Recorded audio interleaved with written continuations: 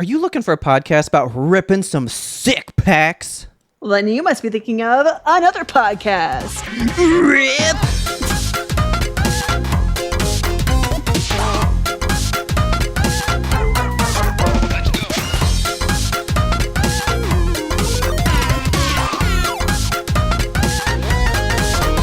Hi, Kelsey. Good evening. Hi, Robert. Good evening. Can we crack into a beverage, please? A nice hot acid beverage. It's not hot. It's Diet Coke. It's cold. It's crispy. One inversion on your Just Guinness. one. Just one. One inversion. All right, let's go.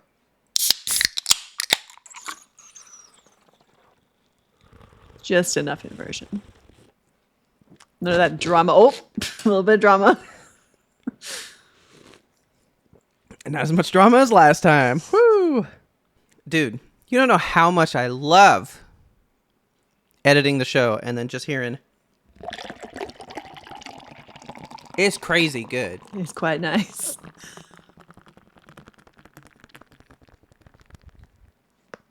The sound of a drink being poured should not sound that good, but it sure does. I hope you guys are pouring up a nice drink. What time is it when you're listening to this? Is it 5 a.m.? Good morning.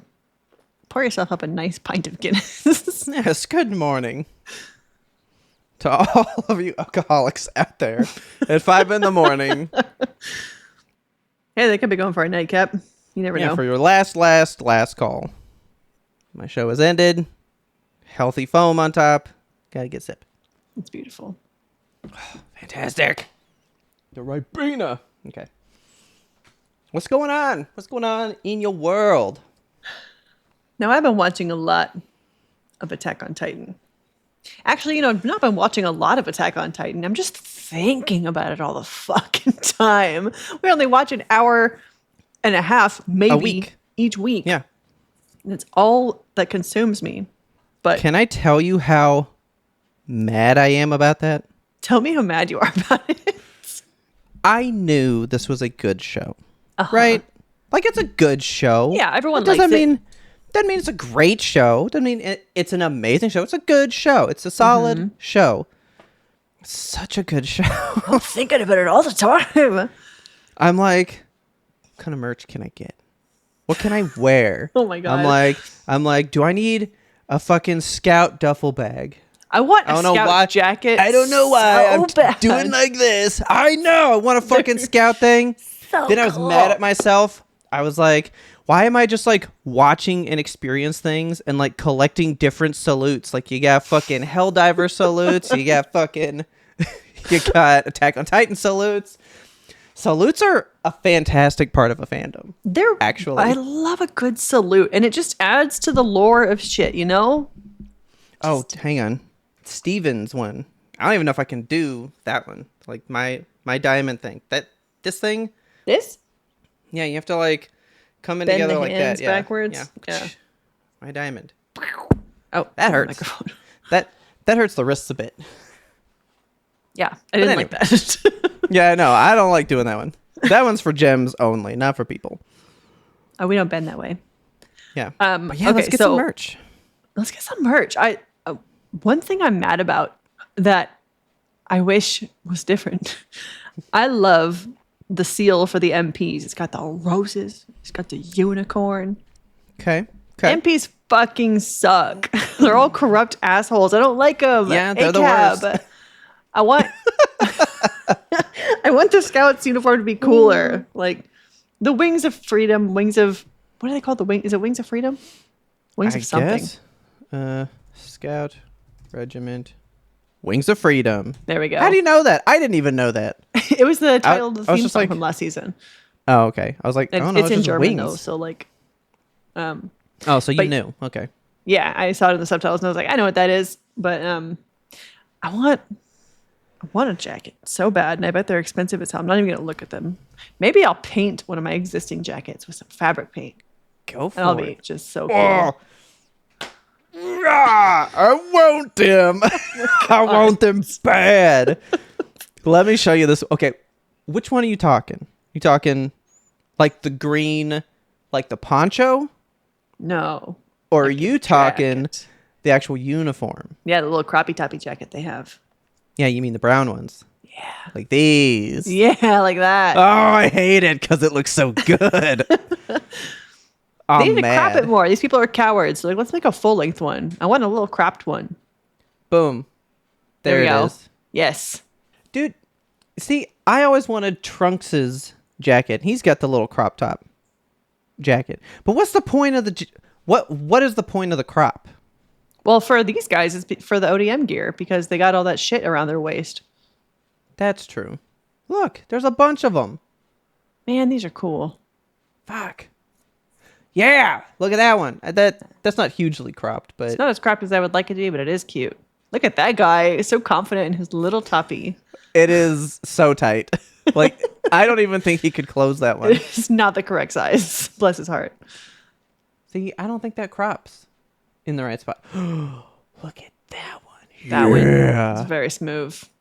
Hang on, we're gonna look at this one. This is a leather one. Oh, let me get a price in my head before we get there. Okay, I'm gonna say it's $170 human dollars. 179. And you know what? It's on sale. That's not a bad price for a leather jacket. Tain't bad. Hang on. Is it real leather though? Yeah, it's by this fucking Levant company. Leather. Yeah. Add that to the It basket. Wait a minute. Let's get a Doesn't couple even of matter the those. size. Oh shit. You can even go 4XL. Same price. Fuck, I need measurement. I would get it. It has a 25-year warranty. God damn. This is a jacket. That is a Oh, cool but jacket. look, when you look at it here, though, It's not nearly cropped enough. yeah, it's not great. Oh, look at the emblem, though. Yeah, that's a solid emblem. It's like hand stitched and everything. Designed it. You want to get some leather jackets? I want to get some leather jackets. Because, like, this ain't bad. This ain't bad, but we would be fucking so weebing out, though. But hold on. So look at pictures 3 and 4 because those are two different jackets. That one is way more cropped. Oh, yeah. Than this one, for sure. Yeah. I want the cropped one. This guy. Yeah. Is there like a women's jacket and a men's jacket? Are we going to have to get you a women's jacket? Because, see, it says for men, but it doesn't really want say for men. anywhere. Crafted to fit the Euro design. What does that mean? Tailored to a modern Euro fit. Designed, but see, it doesn't really say. This tells me nothing. It's jacket length. Designed to Sheepskin hit leather. just above the hips for that classic bomber style. So then to me, if it's a bomber, it's just going to be this one. No, bombers Right? used to be like more cropped. Bombers would be like this one? Yeah. I'm going to have to call them. Hey, what's the deal? Okay, here, fine. Women's bomber jackets. Let's look at those. This isn't even like an anime website. This is just like they do This leather is a jackets. legit, like, UK. Yeah, okay. Well, see, some of these are cropped, but then this one is so long. Yeah, that one's like past the ass. What constitutes a bomber jacket? What constitutes croppy toppy? Can I just search? Yeah. I just want to search Attack on Titan. Search crappie. Croppy. Oh, Oh, Resident they even have a Evil. Leon Kennedy one? What the my God. fuck? That's a good jacket. That's only it's even $149, cheaper. baby. $149? That's nuts. We're How shopping many now. video game jackets you got? Why are we doing this to ourselves? I love leather shit too, man. No. That's a nice Okay. bag. Stop. I can't do this. Do they just have like I was like, where's your video Show game me your jacket? anime section. What about celebrity jackets? Where are you seeing that one at? On the bottom. Oh, okay. Let's see. Well, because that one said like the Sandra Bullock, the Selena Gomez. Like Okay. it said different stuff. But that was in the women's section. So maybe the men's section celebrities are Attack on Aaron Titan Yeager. and Leon Kennedy. It is. Yes. That's Oh my God, Goku. Yes. Wait, I want the Wonder Bread one. Ricky Bobby. Oh shit! This place is cool. The fucking cyberpunk one. I love the collar on that bad that's boy, cool, dude. though. Oh my God. That's a big fucking collar. That's not even really a jacket from that movie. That didn't even make sense. You're not into it? The Terminator 2? It's not in the movie. That's not a real jacket in the movie. Well, shit. That's fake. That might be 3. That's just a very nice leather jacket right there. Okay. Gotta calm down. Everybody take a breath. But like, yeah, how do we know about the crop top? And that sucks, because I guess you'd have to get one of these. Because I didn't see it in... Oh, no, a women's size. Okay, so they have... How do you change? Okay. I don't... We're going to do measurements later. Yeah, okay. Yeah. I thought I'd be a large. I would have to get a large. I don't know my fucking bust in centimeters. Are you kidding me? There aren't... And what the fuck? US size, this. Oh, okay. Yeah, this is too precise. Yeah. Okay. But hang on. So let's say I get a large, right? Let's say I do a large. Let's say you get a large. Just Then add it to the basket. See what basket. happens. And I add it to the basket. Oh, and then my card information goes in. But look, it's cheaper. Look, the price is down. It is $170. Oh my I'm god. losing my fucking mind. But You how don't do I need this get jacket it? right now. How do I get it in women's? Okay, women's. But Women's look, bomber jackets? They don't have No, celebrity because- jackets for women. that's where I had the other one. So let's do Attack on Titan for women. And it only pulls up the men's one. That's lame. I don't understand. I'm going to have to just contact them. Yeah, send them an email. Be like, hello, I noticed. I know how to get in touch with people in the UK. I got this. You got people. I can't look at this anymore. Anyway, that was a sidebar. Anyway, so while I'm not watching Attack on Titan, I'm watching something No. else. Okay. I've been watching Breaking Bad. Yes. Yes, it's a very good show. It's been It's a great I've show. only ever watched it the one time through, so Me too. I'm coming back to it with like fresh eyes. I don't remember shit about Breaking Bad. I'm finding like I remember. Okay, yeah, Walter White, he cooks meth. Jesse Pinkman, the high school dropout guy. Yeah, I remember him. Yeah. But like, I don't remember half of the other people that are coming up. I'm like, who are these twins? I don't know where I'm at. But I know you're going to know Saul, though. Yes, 'Cause Saul has you love arrived. Saul. And Yeah. I love Mike Ehrmantraut, my very favorite character. I'm not ready to watch the episode where, spoilers, he fucking dies. You got time. That's like late season 5. Yeah, but like, I'm already in season 3, like halfway through. Yeah. And I'm not ready. See, I was having mom watch that one, and we made it through season 1. He fucking blows up the fucking building, and then she was like, that's a really good show. And I'm like, you want to watch season 2? Later. And I'm like, Oh, okay. how were you not like in the sauce? He fucking shaved his head, became Hindenburg or whatever. Heisenberg. Yeah. And then Oh, the fucking humanity. blows up the building. Yep. Bro.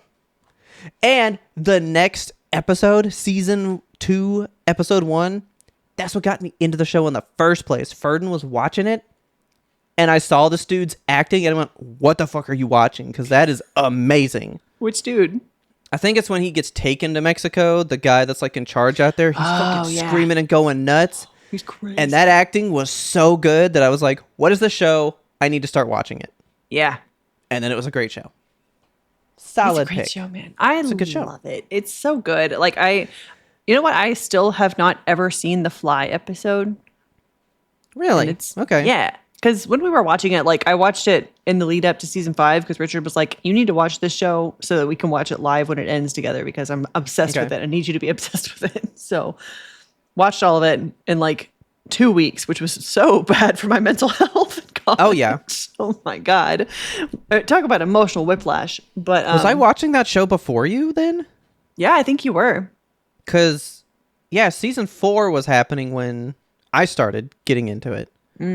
Yeah, I watched it in the break between Damn. 5A and 5B. So Oh, my God. yeah, that was intense. late to the party. You were way at the end. Okay. Yeah. How are you finding it? Because, like, we are pretty staunch Breaking Bad's the best TV show ever made, period. Yeah. Is it, though? Still. It's still really fucking good. Like, it holds up. Okay. I expected to go back. I mean, it's definitely of its time. They say a lot of things that you don't say on TV these days. But yeah. It's still really fucking good. Does that make it more real?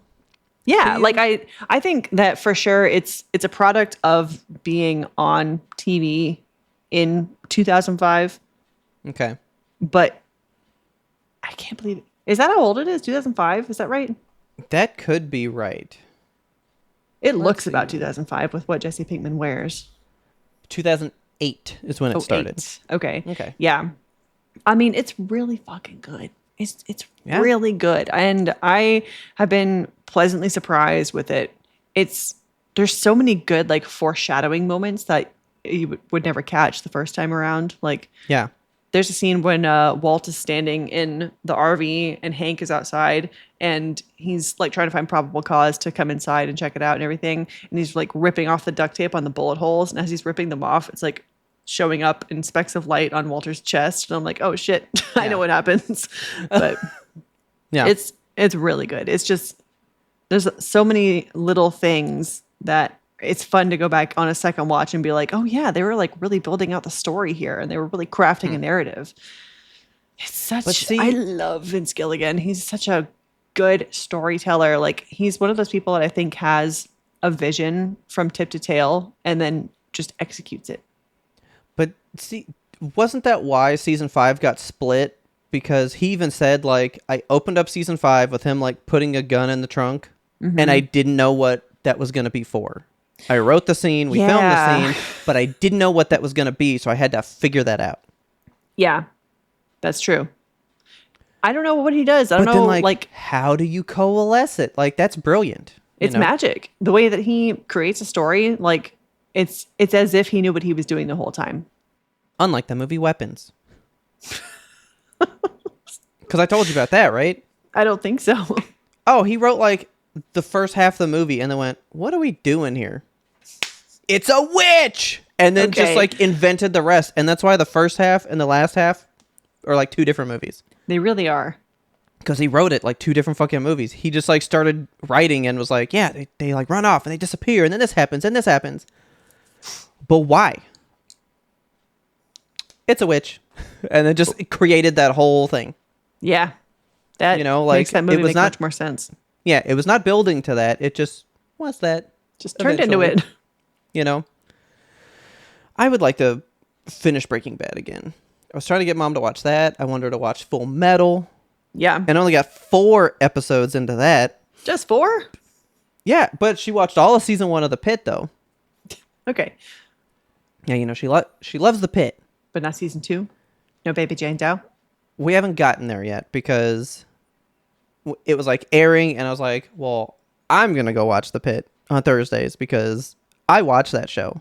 Yeah. And you watch whatever you're fucking watching at this moment. Okay. And I was like, you need to find time. Like, she has to make time to watch other shows because she has the regimented 7 to 10 Monday through Friday. Okay. But then she runs around all day on Saturday. So it's like, well, you screwed up your Saturday now. When are you going to watch these other shows? Like, you have to find the time. How do you watch when you're running out of time? You know?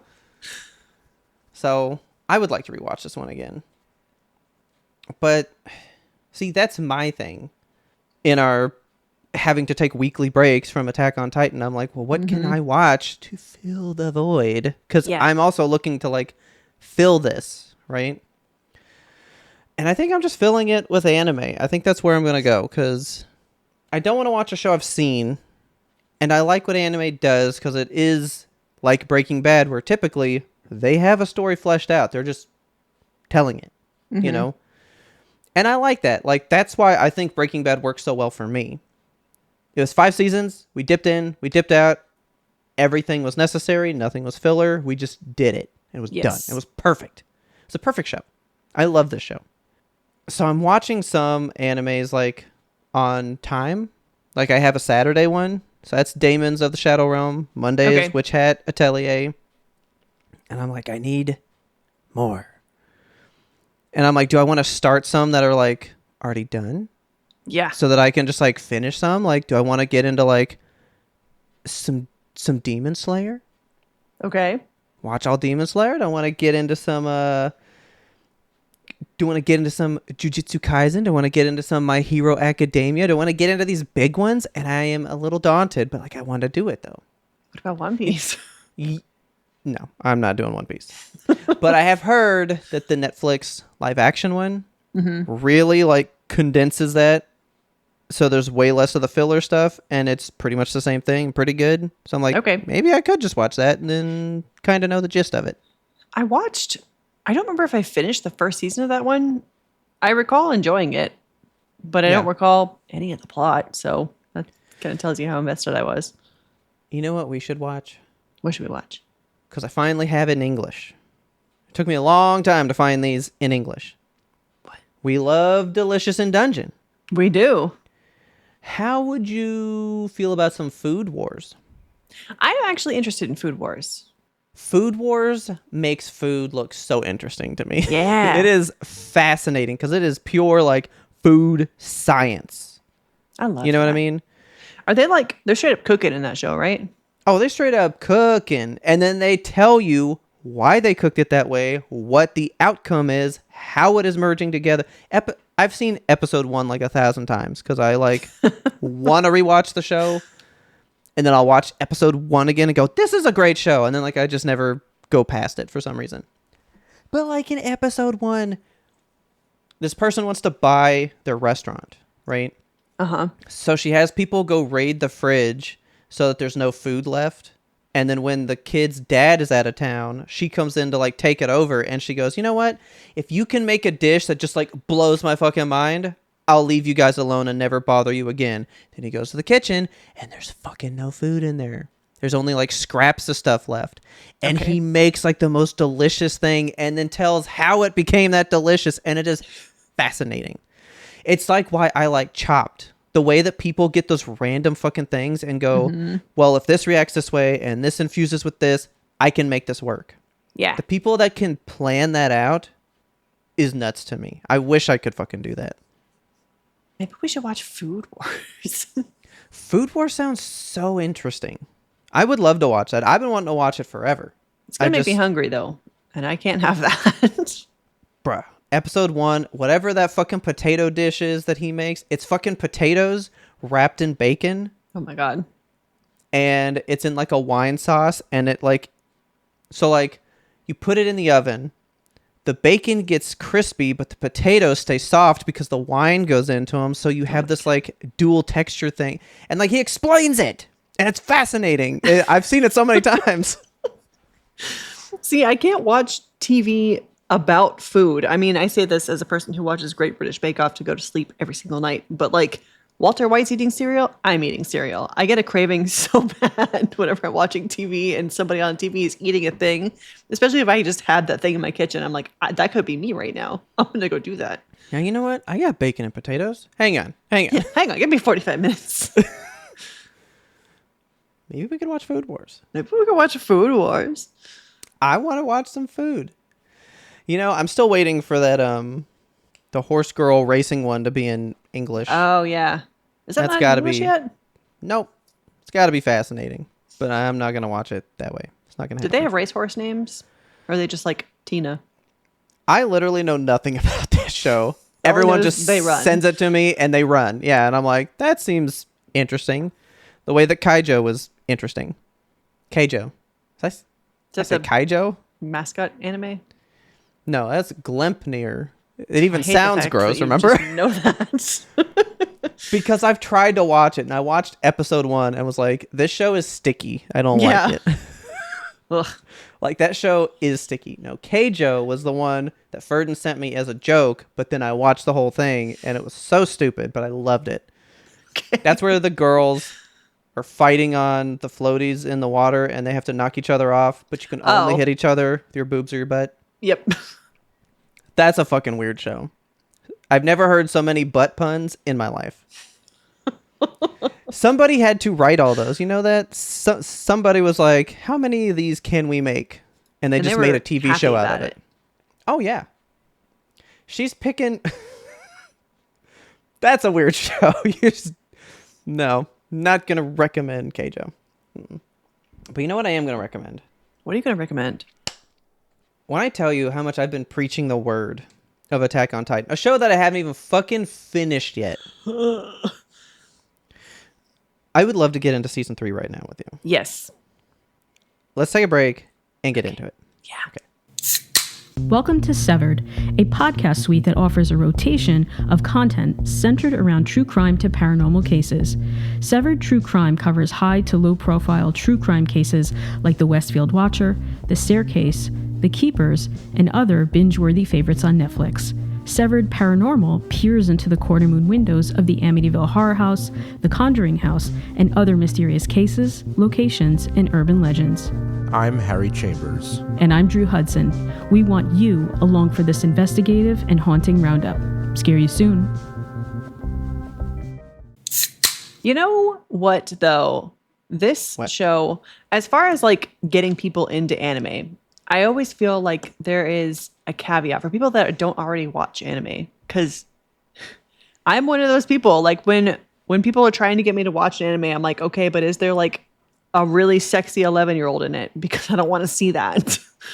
Is there like a cat who turns into just a beautiful woman? Like what's the weird part going to be? Like, how am I going to be made to feel uncomfortable in this show?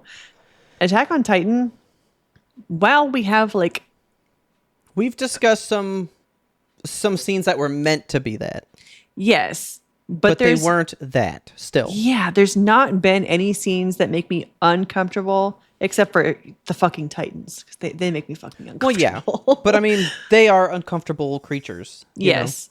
Know? I have not been made to feel like, ew, while watching this show, you know? So let's backtrack then. Okay. Full Metal. Yes. That had a moment that made you. Yeah, okay. Winry floating her little 14-year-old gigantic bazongas in the bathtub for no reason at all. Yeah. Okay. I mean, that is what. Then maybe you won't like Food Wars. Oh no! Is there fan service in Food Wars? Yeah. Oh dude, shit! She literally takes a bite of the food and her clothes just whoosh, like explode off. Okay. And then it happens to all of her guy bodyguards, and they all just whoosh, their clothes explode off. Like, well, when it's played for comedy, it's not so bad, you know. Like okay. Delicious in Dungeon, they had the moment where the dwarf guy like falls over, and he's like, "Ooh, my underwear."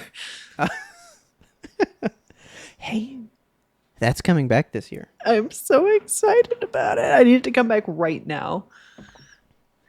But fair. So, question then, before we get into this. Yes. Because I tell people all the time how I got into anime. Because Ferdinand tried for years. Watched so many things. And I was like, yeah, I'm not going to watch more, you know? Yeah. Would you say that you are an anime watcher as of now? Like, you just, I fucks with that shit, and I would go watch them. See, I don't think I can be classified as an anime watcher. Like, this is the same way I feel about, like, am I a Star Wars fan? Because I've been made to feel like I'm not fan enough, you know? There's definitely that veil of... But you don't really have an issue. Like, you wouldn't be like, that's anime. No thanks. I mean, I'm not going to shun something just because it's anime, for sure. I mean, there's... Then you are an anime watcher. I would say. All right, yeah. I'm not like actively seeking like what's the hot new anime that everybody's talking about. Let me go watch the Witch Cat one. Like what is the thing that got you into it? Inuyasha. When I was like 12, I was like, look at that boy with the cat ears. So it was sexy stuff. The thing you don't like is what did it for you. No, I was just interested in the fact that he had little ears. I mean, I don't remember shit about that show except for him yelling Kagame a whole bunch. I have never seen a single episode of that show. I have no idea anything about it. I couldn't even begin to tell you the plot. It was just on at like 2 a.m. when I couldn't sleep. Yep. So that's when I started watching anime. I will tell you, man, for me, it's definite because I like darker stuff. And as soon as Ferdin got me the right dark thing, I was like, you know what? Maybe Glimpnir is what it's all about. Ew, no, it's not that one. That one's not dark. Remember, that one's slimy. Yeah. Sticky. No. It was definitely Full Metal, watching them bring their mom back, and the failure was so intense. I was like, I think I can fucks with this show. Then I saw Hellsing, which is bloody and nasty as shit, and I was like, damn, Hellsing's pretty legit. Like that show. Recent, though, right? You saw Hellsing within the past year. No, I watched Hellsing like 10 years ago. Oh, shit. I didn't realize it was that old. Oh, yeah, it's a long time. More than that, probably like 15 years ago, actually. God, was there a new Hellsing, or am I just tripping? It started and didn't complete for like 10 years. Like, it took a long time. Why did they fucking do that? Why does every anime do that? That's why I'm not an anime fan. Like, I can't start a new anime and just like wait. I can't. You have to wait for it to be done. Yeah. Crank out a complete one. I feel that because that's why I'm like, what can I watch? It's got to be done. That's why Dragon Ball was good. 300 shows. I knew it was done. You know? Yeah. And that's about to start up again. And I don't know if I can watch that live. Yeah, there's a brand new season coming out. Why? I don't know if I can do it. Because the story's still going. There's a manga ongoing at this moment. Oh my God. But I digress. It was the darkness, that kind of stuff. And I have always trended towards darker animes. Yeah. And I think that's why I like this one. This is a dark anime, for sure. It really is. Right? Like, this is an intense show. I mean, there's so much, like, it's got layers. Yes. They're really, this season, diving into the darkness, I feel, because we're talking about, like, where these kids came from, their past and stuff. And none of them had a happy childhood. Oh, no. Not one. Not one of these people. So, there's something that I wish I could tell you, because I've gotten, like, not full spoilers, but, like, weird little sentences that I'm like, that's what we're going to do? Like, is this where we go? And I think this show's just going to get so much better for us. I think. I'm excited to see where it goes. I think everything we know still is nothing. I think we still don't know anything. Ugh. Are we close to the halfway point in the show? I mean, we're halfway technically because it's 4 seasons and we ended season 2. But that was like 37 shows and now there's like 40 something left. So we're close to halfway. Okay, we're around the halfway mark. Yeah. I mean, it feels like the halfway mark because we're like, they've introduced so many mysteries at the beginning that we still haven't really solved yet. But now we're just like getting, I feel like they spent a lot of time in seasons 1 and 2 really setting up the world for us and being like, this is the characters. Here's all the different places we know. Here's how they fit together. And now here's some mysteries about them that we're going to start to unravel over the next couple of seasons. I don't have that note in here, but I know that there was a scene that talks about this so much. Erwin has a scene later on in one of these 3 where he is discussing how little they know of the world. Yeah. But it was designed that way. Yeah. And it goes into some Kelsey theories. It was getting into some Kelsey shit. So let's just dive in. Let's dive in. Let's hit it. This is episode 38, Smoke Signal. Okay. Yes. Will you pull up the show? Didn't I pull it up already? You've shared a Google screen with me. Oh, because we were looking at leather jackets. Yes. I recall. Okay. Do you see this lovely skyline? I do. Okay. So did this I remind did write you? this. Okay, tell me what you remind wrote. me of what? Oh. It was more just a line that happened here because he was like, when we were kids, Armin told me about beyond the walls that there was this sea. Mm-hmm. But what's beyond the sea? Yeah, so he's really starting to what the fuck? Shit. Yeah. But this looks like the opening shot from the very first episode. Yes, exactly. There's like the birds circling around in the sky. I don't know if these are like a specific kind of bird. I was kind of thinking seagulls, but maybe that's just because he was talking about the sea. Let's see. What are the birds in Attack on Titan? You're going to get a spoiler. It's going to be like it's the birds ducks, represent. right? Isn't it just Oh yeah, ducks? it was ducks in the first season for sure, because they were like Yeah. mallards. It doesn't really say. It just says there's a lot of bird symbolism, and I'm not going to go past that. So I think it's about like the wings of freedom and the fact that birds can go any fucking where they want, you know. yeah. But then yeah, Aaron's like looking up at the sky, pondering, and is his hair really long here, or is that just me? Um. I almost thought it was a time it's really skip. long. Do you I think can't we're talk like? about that. I think we're kind of looking into the future here. Like maybe this is a glimpse at future Aaron, because that's not what he looks like now. No, definitely not. But then, yeah. So I did watch the intro and the outro. They're Yeah. fine. I like the new This song. intro, so happy. It is. It's so hopeful. So happy and nice. But I did get a meme, and I'm sorry, I'm gonna have to share this one with you. But it was like, and then we all collectively agreed, right, that we stop Attack on Titan at season 3 because everyone deserves a happy ending. Oh, so no. It's like I'm thinking this is gonna be a very hopeful, nice feeling season. Okay. For season 4 to just be like, no, and then just rip all that out from under us. Okay. Well, I guess I'll just enjoy season 3. Like the opening song is so hopeful and nice. And it's like everyone's looking at their past selves. You know, the children are running through the streets Yeah. all grinning, and it just is really cute and sweet. You even get to see baby Levi, baby Krista. Yeah. Baby Ervin is intense, man. So that was my next note. I just wrote, oh my God, like, I don't know how much longer this has been, but I was like, they all look so much more grown up. They really do. Like, everybody looks just way more adult here. So I'm like, you think it's been a year? It can't have been that long. This has to be weeks to months. Yeah, I don't think that we're much removed from the whole Beast Titan situation.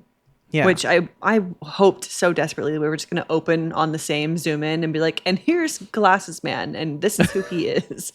But that was too much to hope for. Yeah. Now this is a new season. Brand new season. Mm-hmm. I did just write hair animation is on point. Yeah, they were really, doing like, real good with everyone's hair. They're fine-tuning it. That was actually hilarious. I did forget about that. Mikas has been outside chopping wood. Armin's like, okay, so this is like literally weeks then. Yeah. Like maybe 1 to 2 weeks later, because like you got fucking squeezed by a Titan. You need to be resting. And then she goes, it's fine. And he goes, yeah, you're wasting your breath. I saw her doing sit-ups this morning. Because she's like, we have to be working out. We got to be ready. She's unstoppable. She is. She's amazing. It's dude, my definitely notes skipped so far because I know what I'm talking about next. That's so far from this moment.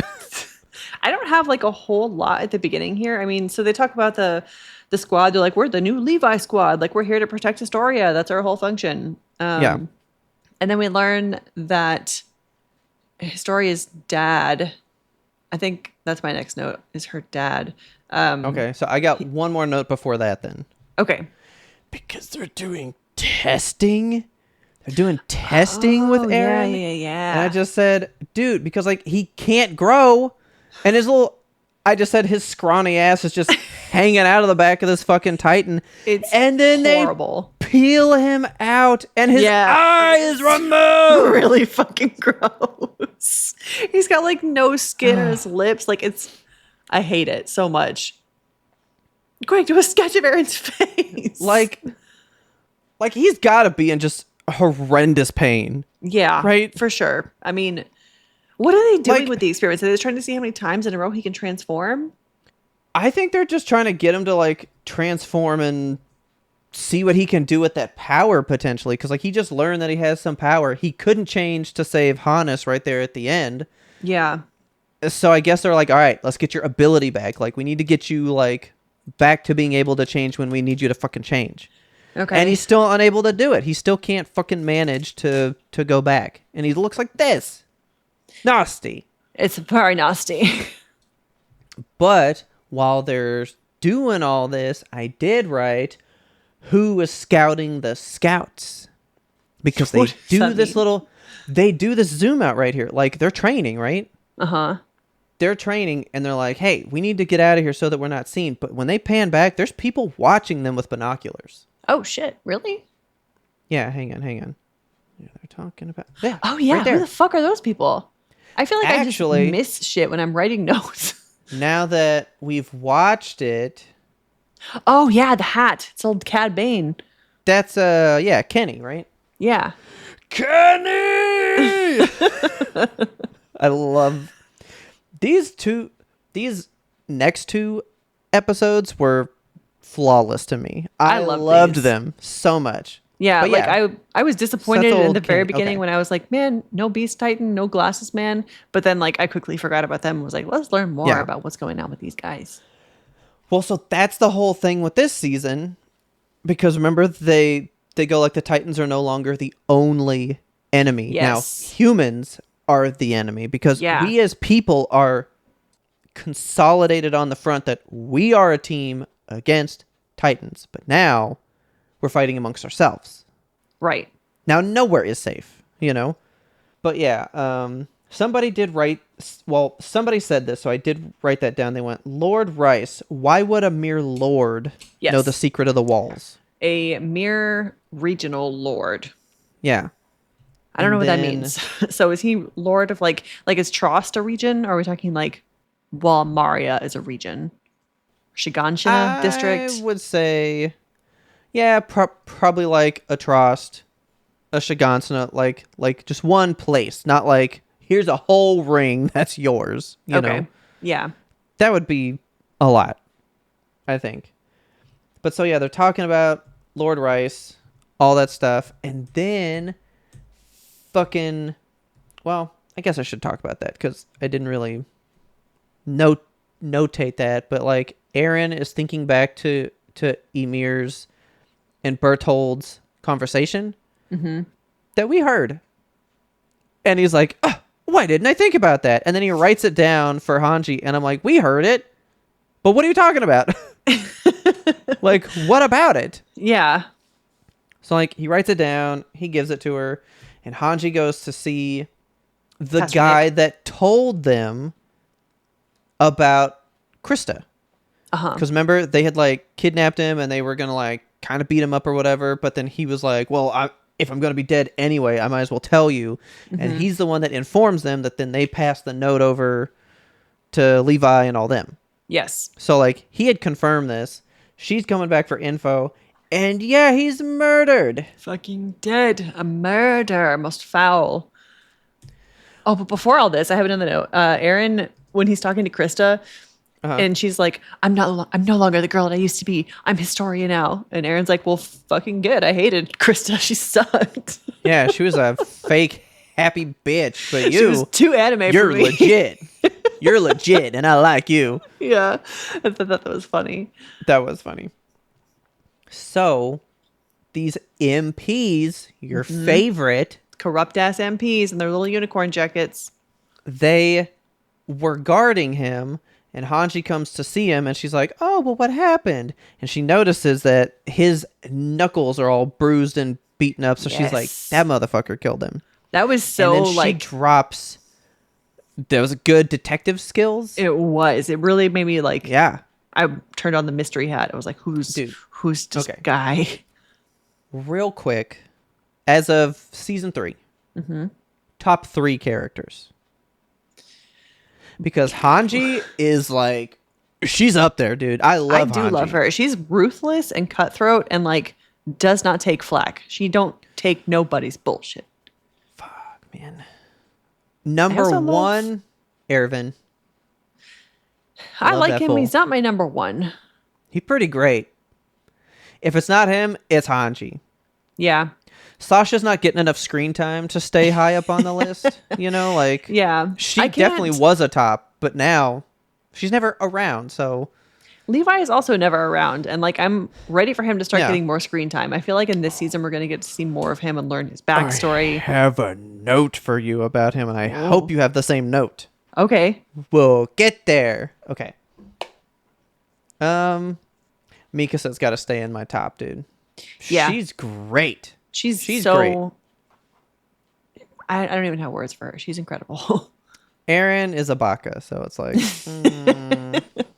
he's all right. He's like number 5 or something. He's fine. But Hanji fucking drops like one of the hardest fucking lines yet Yes, I in the know. show.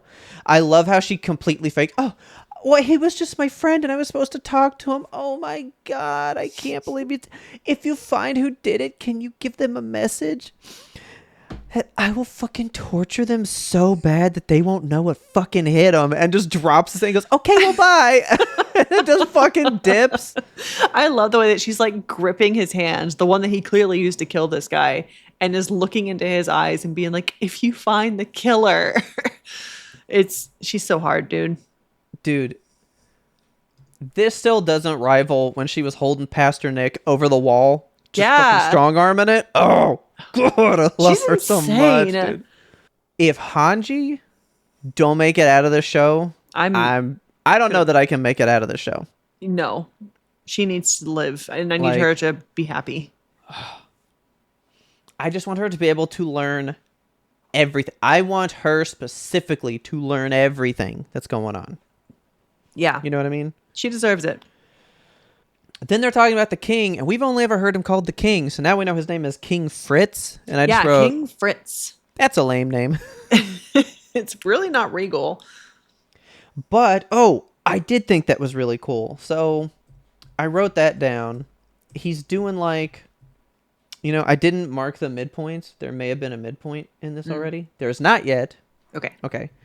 But King Fritz comes into play because everyone in town is doing so bad. He's like, you know what? Let's just give up some of the reserves to win back some goodwill. Yeah, and he gave up the like royal family's reserves. 60% of the reserve. So like all the fat cats are like, well, what about it? We're not gonna have food anymore. And he's like, this is a play. We have to get the people back on our side. Mm-hmm. We just had them like underground for a week.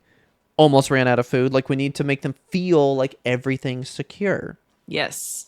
The fucking games you gotta play. Being in this high up to just... Do you know how much, since you've taught me about bread and circus, I fucking talk about bread and circus? You know what I mean? Like, yeah, I don't know who said it in the show, but somebody said it's easier to control people when they're not starving. And I was like, yeah, that's it right there. That's bread and circus. Yeah, exactly. So I had to write that down. And then, okay, we did pass a midpoint. So here we go. So Kenny shows up here, but like, it's better to talk about him when like we meet him. Because this is all just like teasing, like, who's fucking watching Who's the them? man in the hat? But I guess we can talk about that. Levi is right there with Erwin for like strategic planning. Mm-hmm. Because he learns about Pastor Nick, starts going, well, since that was so out in the open, someone else is playing a game as well. Yeah. You know what? We're not safe here. We need to vacate to the city. Yes. And as they're fucking leaving, MPs show up to the cabin that they were in to fucking raid them and take them all. Yeah. So, like, he came up with that just in time. He's, like, just one step ahead, maybe half a step ahead. Yeah. And so then you get this guy who's talking about how, like, he's a pretty smart kid for a runt and all this wild stuff. And you're like, who the fuck is this guy? We'll meet him. So we'll get there. Okay. I think it was you, me, you. So now it's me, you, me. Okay. So this is Full Metal Alchemist. This is Truth of Titan. Currently disclosed information. Special Titan abilities. Titans' bodies vary greatly in size and shape, but every one of them has a weak point 1 meter tall and 10 centimeters wide at the nape of the neck. Damaging this area causes the Titan's regeneration to halt and its body to rapidly sublimate. The area of this organ is believed to be where the original human that formed the Titan resides. Now see, we know this, but I think this is important because it is showing how... Because remember, I'm saying this is a debrief. Yeah. Way in the future. I think if we looked back at a past debrief, we would see where we just talked about the nape of the neck, being like, we don't know why that's the spot, but that's the spot. But now, as our knowledge has increased, we're like, That's where a human is sitting. We're killing a human. Yeah. Like, it's just showing our evolution of knowledge. Because that's what Erwin's, like, whole fucking thing is. Because remember, season 2 ended with, like, we've taken one more step towards the truth. Mm-hmm. You know, like, we are barely at a snail's pace learning anything about the world we fucking live in here. For 100 years, we've been living in the safety of these walls built out of the things that we were told to hate. Yeah. Like, that's part of what Erwin's going to talk about later, is how the history that was created for us in these walls was just to keep us in them. And we literally know nothing. And he talks about how small their world is inside those walls. I can't wait to know what the fuck is with this settlement. Like, it's plaguing my mind. It's gotta be like, that's the main mystery of the show, right? Like, why is this settlement here? Why are the Titans here? Yeah. Like, what is going on? So my next note, I mean, okay, so this is the whole reserve thing. They were talking about giving that up. And then there's like this crazy guy who has the most like villain anime pose ever. Yeah, you know? Just sitting on his throne with his little goatee and like hair. I thought this was Lord Rice, because they were talking about people in charge and they were mentioning Lord Rice. So I thought that's who this was. But That's this who is definitely I think not we're him. supposed to believe. Unless it's King Fritz. I don't know. That's not King Fritz. We know what the king looks like. No, yeah. We saw old Macaroon eating King Fritz, you know. Unless this is the real king and he's the one that's like puppeteering Well, all the other shit. we know this is a thing now. We know that there's all these different like plays at play. You know what I mean? So like, you could be right. This is just who's actually running things in the background. He's definitely got Puppet Master vibes. Oh yeah. So then my next note is just fucking kidnapping. This was so hard to watch. Oh my God. Like, hang on. They are literally just walking, having a good old time. And then out of nowhere, Levi hears it. He's like, watch out. They ride up in a... You know how good you gotta be to kidnap people in a fucking horse and buggy? Yeah, that is like really... that it happened so fast. Okay. Let me see where this note is, because I have a note. It's in the next one, because I feel like you're gonna have a big reaction to one of these scenes that happen. Yeah, for sure. Okay. In response to what happened with them being kidnapped. Yeah. Right? Okay. Oh, yeah, we're going to get there. Okay. Oh, we're talking about that shit. But then you learn that they played it again, and they used Jean to look like Aaron again. Poor Jean. And Aaron goes, this can't work forever. This fool looks nothing like me. And he's mad that everybody keeps thinking that they look the same. And they do look the same, but one's like 1.5 feet taller. Yeah, which is so dumb. But then the fact that they got Armin to just tie up his hair, and they thought that he was Krista. Ugh. So yeah, they faked him out again. And then we do get a scene here. We get this horrible scene. It's disgusting. And this is what this is what I'm talking about. Like, this part of the anime, this is not like a fan service moment at all. This is very much like a, here's the real world and how shit goes, and you need to watch this because it's horrible and disgusting and true. This kind of thing happens in Berserk all the time, you know? Yeah. And it just felt very like ripped out of that, because I was like, oh yeah, here's just like one of those like harsh people are gross moments. And it goes on for so long. Like, this scene is probably 20 seconds long, but it felt way longer. He's like feeling him up. Yeah. And it's just like, let me hear your voice, little girl. I feel so sad for Armin. And he's like looking at Jean for help, you know? And Jean's like, I can't do anything, and just looks away. Yeah. The thing that makes me sad is in the next episode. Okay. And we're gonna talk about, like, it is relating to this, but there was a thing in specific that I thought you would want to talk about. Yes, I know exactly what you're talking about, and I have questions about it. Oh man, I got big thoughts about it, man. I got big fucking thoughts. Okay. So yeah, that fucking happened, and then we get this fucking ending, bro. Yeah. They're like, this was the coolest shit, by the way, when they're doing a full-on action scene over top of the credits. I was like, what? yeah. So the whole thing is they let them get kidnapped so they could follow them, and now they're going to break Armin and Jean out, get rid of those guys. Now they've learned some information. They'll regroup later. Yeah.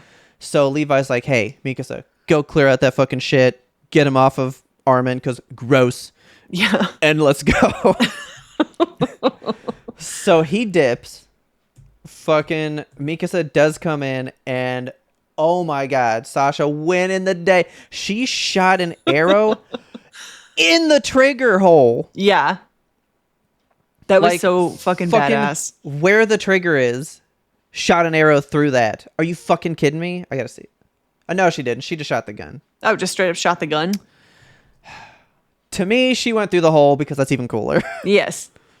Yeah, We all okay, so saw let's it. watch it again real quick. Absolutely. That's how I recall it.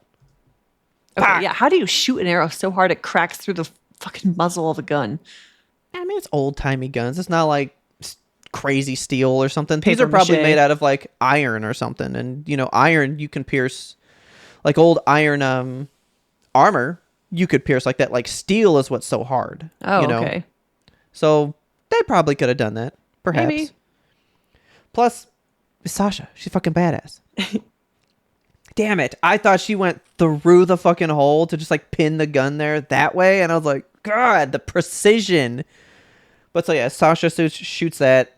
They get everyone out. And then Levi's coming back. And he's like, okay, yep, we figured out where they are. We know everything's going on. But we need to figure out who's playing us. Like, Yeah. what's going on? And he's like trying to figure it out. And he's got people across all these rooftops. But you keep seeing that there's other people across the Other rooftops. rooftops. And you're like, what does that mean? And then he's just thinking. He's fucking thinking. He's putting it together. And then last fucking second, he hears something. And boom! That girl gets blown to shit! Yeah, I was shocked by that. Just like she's just blasted in the face right in front Yeah. of Levi. Yeah. And then the credits are rolling. And then just fucking like you said. credits. Like this sent me to the moon. I was standing on my bed like this can't be happening right now. Yeah. And then these people with fucking guns. We have watched Yeah. the show for 2 seasons. Nary a gun. There's No, never yeah, been I a was going to gun. ask you, like, have we seen a gun yet in this world? Because We have seen swords. Exclusively. plenty of swords. Yeah, Yeah. no guns. That is all we've seen. And then they're just murking everybody in his fucking crew. yeah. Levi And has then seen this so much guy death. rolls out. I know. He's like, I haven't seen you since you was a little kid, you fucking runt. And these are like, fucking the like sheep guns. They put those fucking air cartridges in there, Oh yeah. and it like blows out the piston thing. Those cartridges are fucking huge. So that is sending whatever it is. So see, even their guns aren't like that sophisticated. This is still just using like air pressure. Okay. Yeah. This isn't even like fucking black powder and shit. What a weird ass universe, man. Yeah. And their guns have fucking OEM stuff in it. Yeah. So they're Spider-Maning around, and they can shoot you in the face at the same time. So These people are scary. look at that. There's like, what, 10 people Yeah. that all get on top of him? Even more. Like there's a ton. They're surrounded. Yeah. Don't look like you've changed much at all, boy. Kenny! And then you meet this guy, and all we know is his name is Kenny. And then it ended, and I was like, all right, I'm into this. What the Yeah. fuck is going on? Who the fuck is Kenny? Okay. So then we go into 39. This one's called Pain. And when I told you that I was going to make another GIF, this is the thing I'm making a GIF of. Okay. Hands fucking down.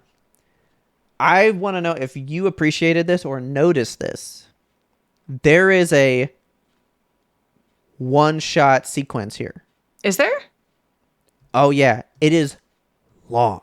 This is a long one shot, never leaving fucking traversal through the city thing. And it is so wild. It is so Cool. wildly complicated. Let's watch it again because I don't think I even noticed.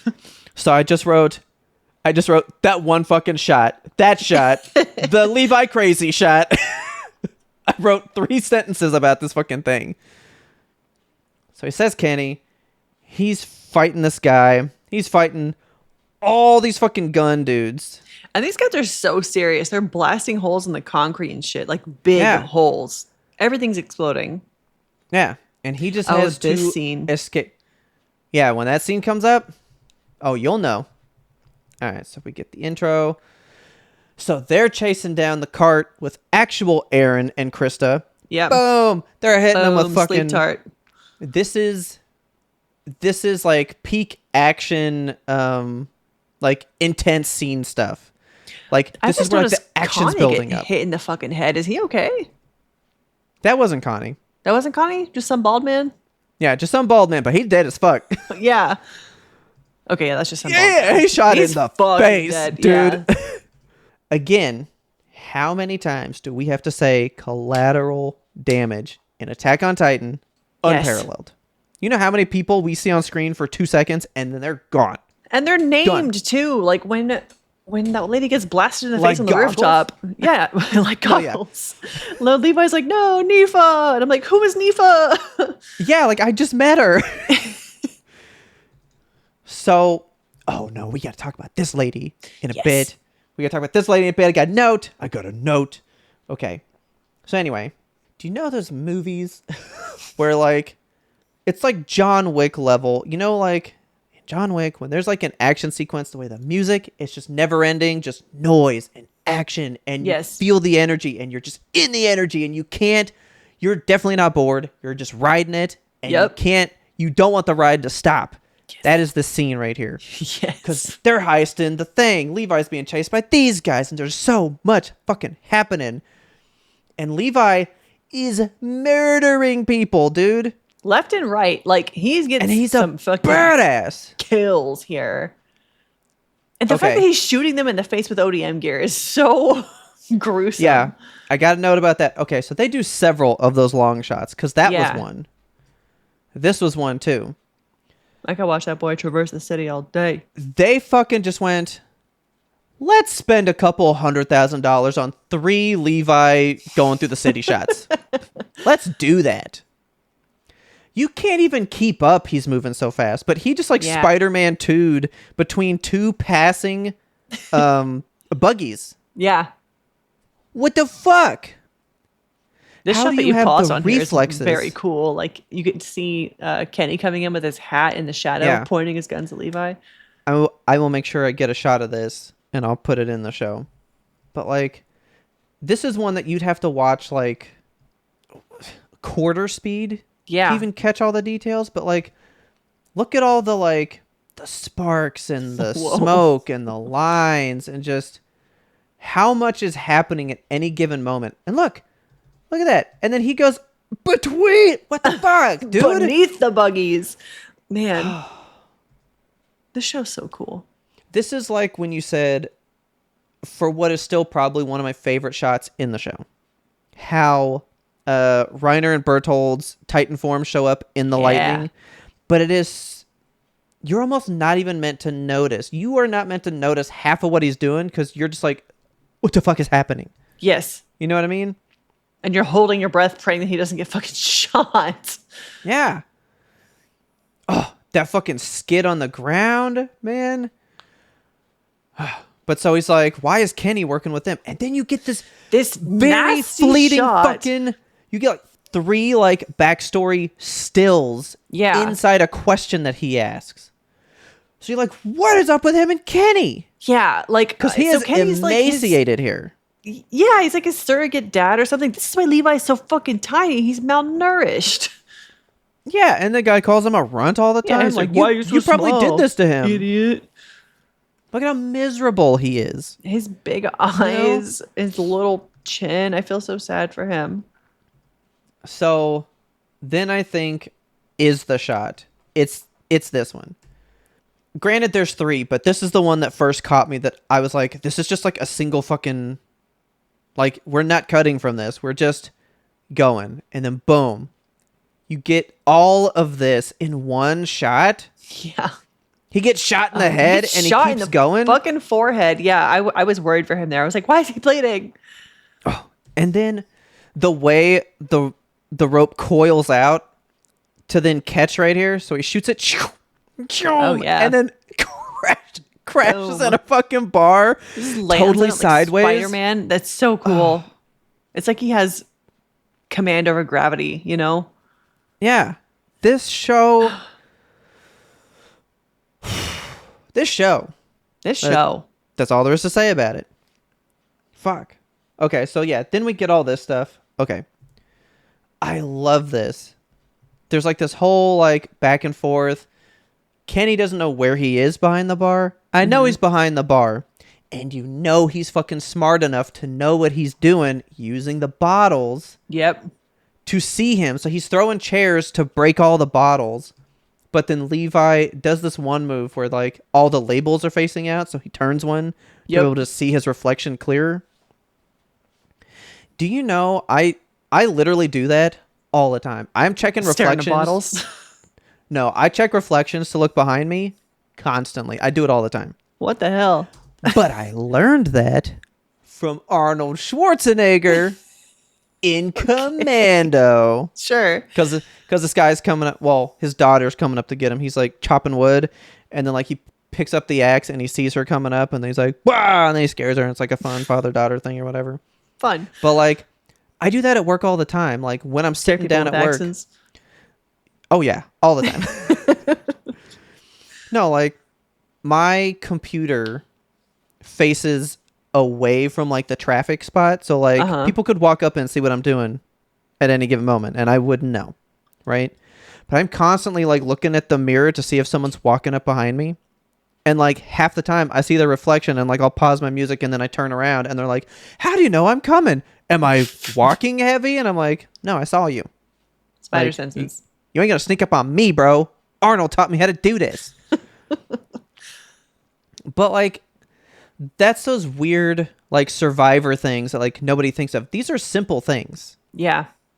But like that can make or break you in these like bounty hunter type moments. You know what I mean?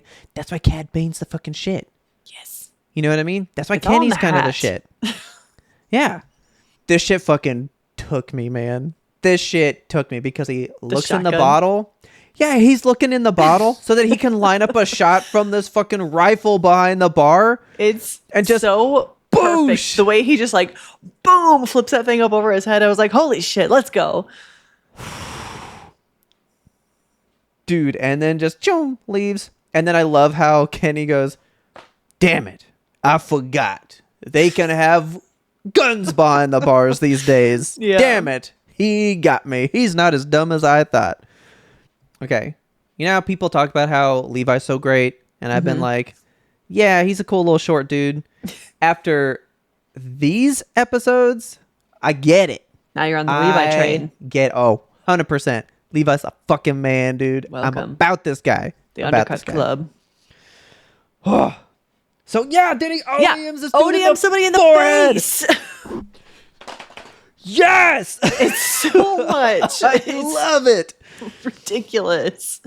We are 5 minutes and 50 seconds into this God episode, and it is Damn. nonstop, nuts, good action shit. It is. Have they even done the great. opening credits yet? Like, I didn't Yes. even notice if they did. Yeah. This one pretty much. It does like a prologue to like what they were doing. Hits Oh, the yeah, title that's card real quick, and then it goes into Kenny. and all that shit. Yes. So, oh, and not only did he OEM this dude in the face, he is using this one to wheel around, and he's dragging that guy behind him, still on the rope, to like use him as a human shield. It's so fucking wild. Like, he's holding him up and just getting riddled with bullets. Okay, here's Connie and Sasha. Levi is just doing the work right now, man. He's doing the most. God damn, he is awesome in this moment.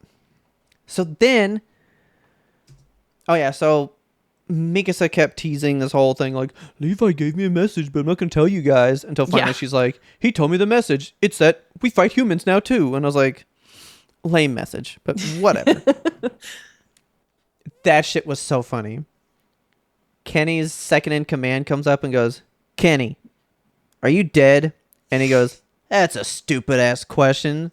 How could I answer you if I was dead? Oh, Kenny. And I just thought that was super funny. They're chasing down Aaron and Historia in the thing, watching Levi murder people still. Uh-huh. Like, they're getting to watch him do work. He ODMs that guy right in the chest, pulls him in, and then cuts him basically in half with a sword in like one swift motion. It's so cool.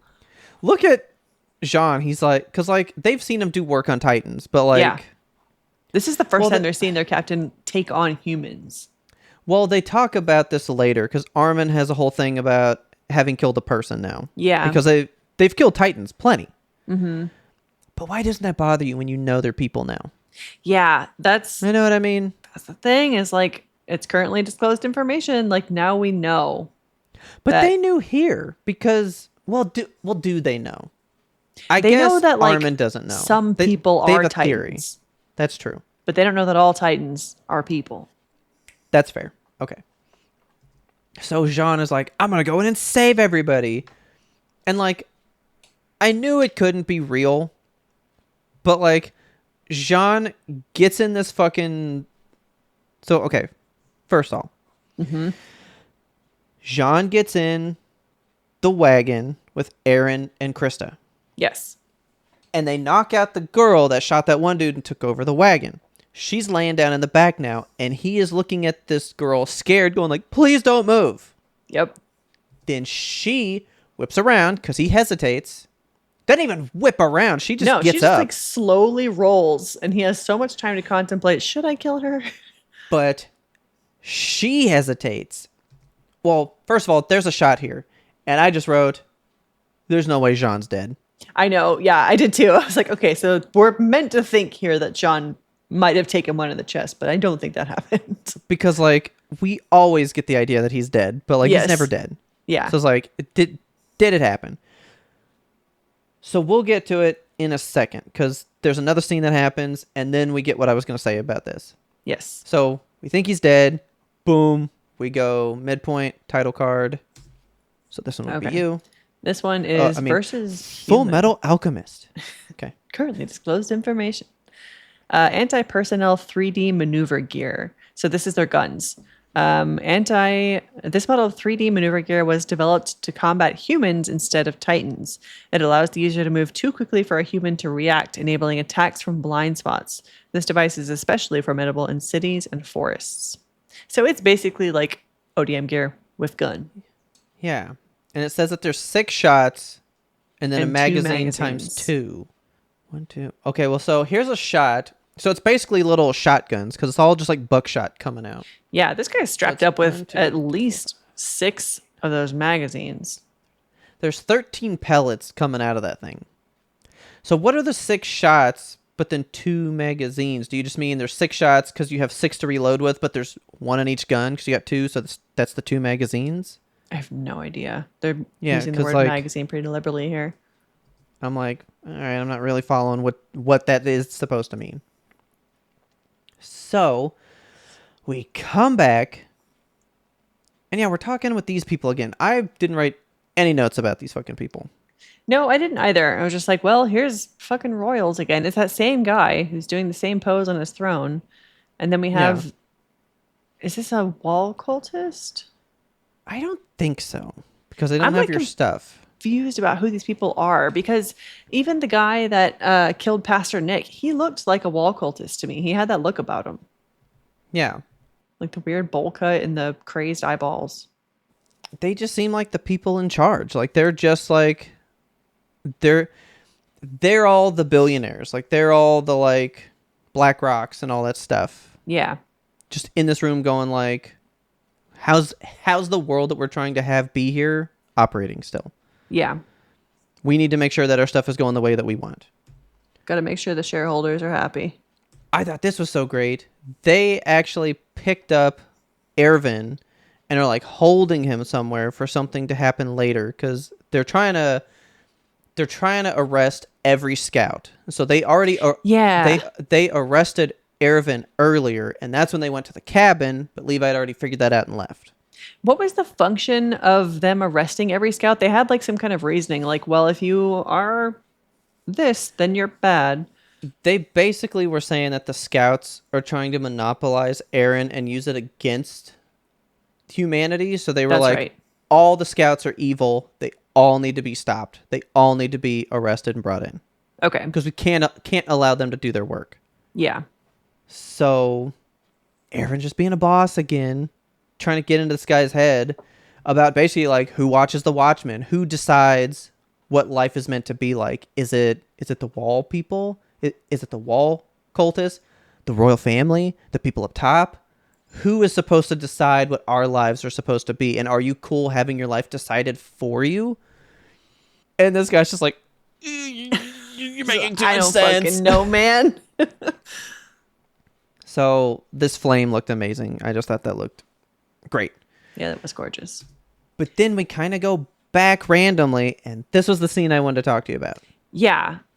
This scene can be read two ways. Okay.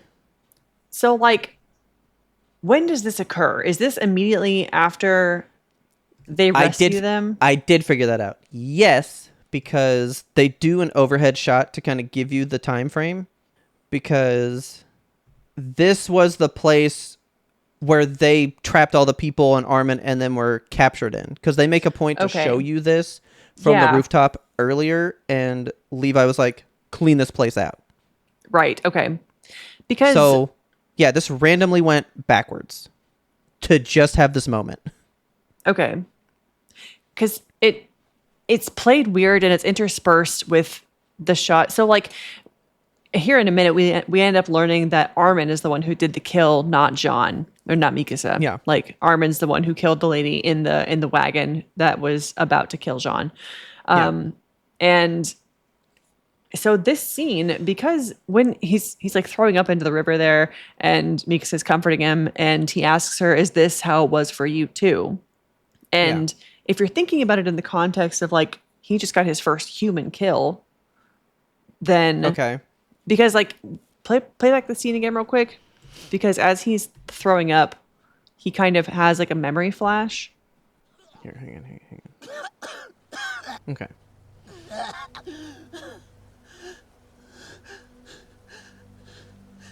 Was it like this for you?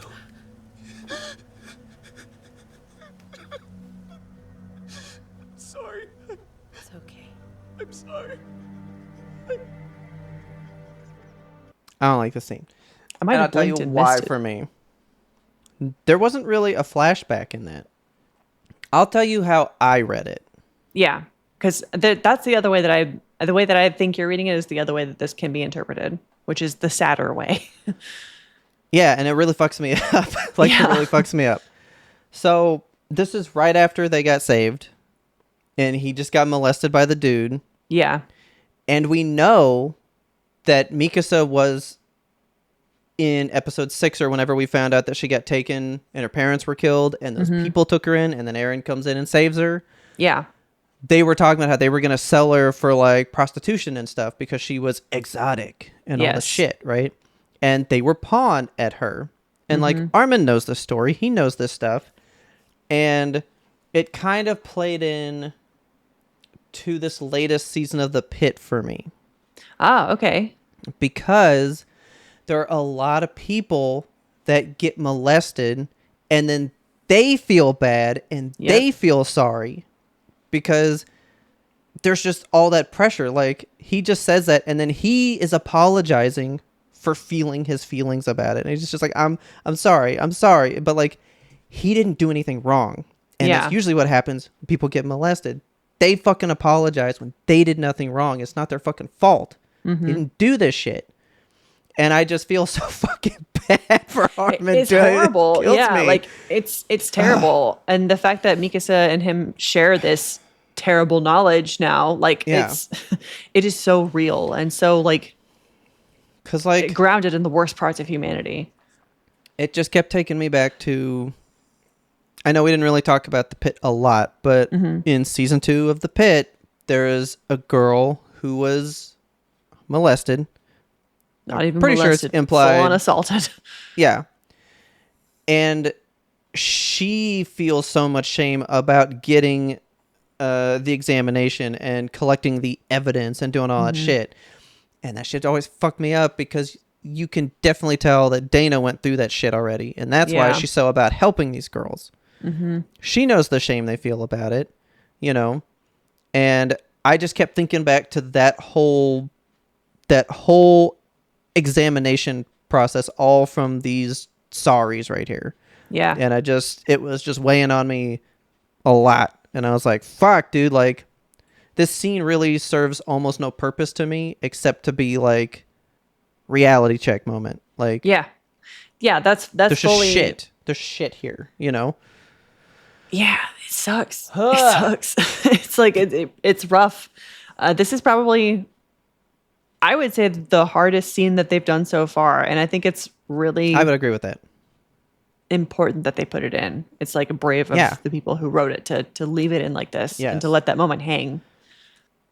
I can't listen to him say that line. Like it's so much. But then we cut into the shot that we saw that we thought Jean had died. Armin has come back from, you know, his depths of feelings and he saved his friend, right?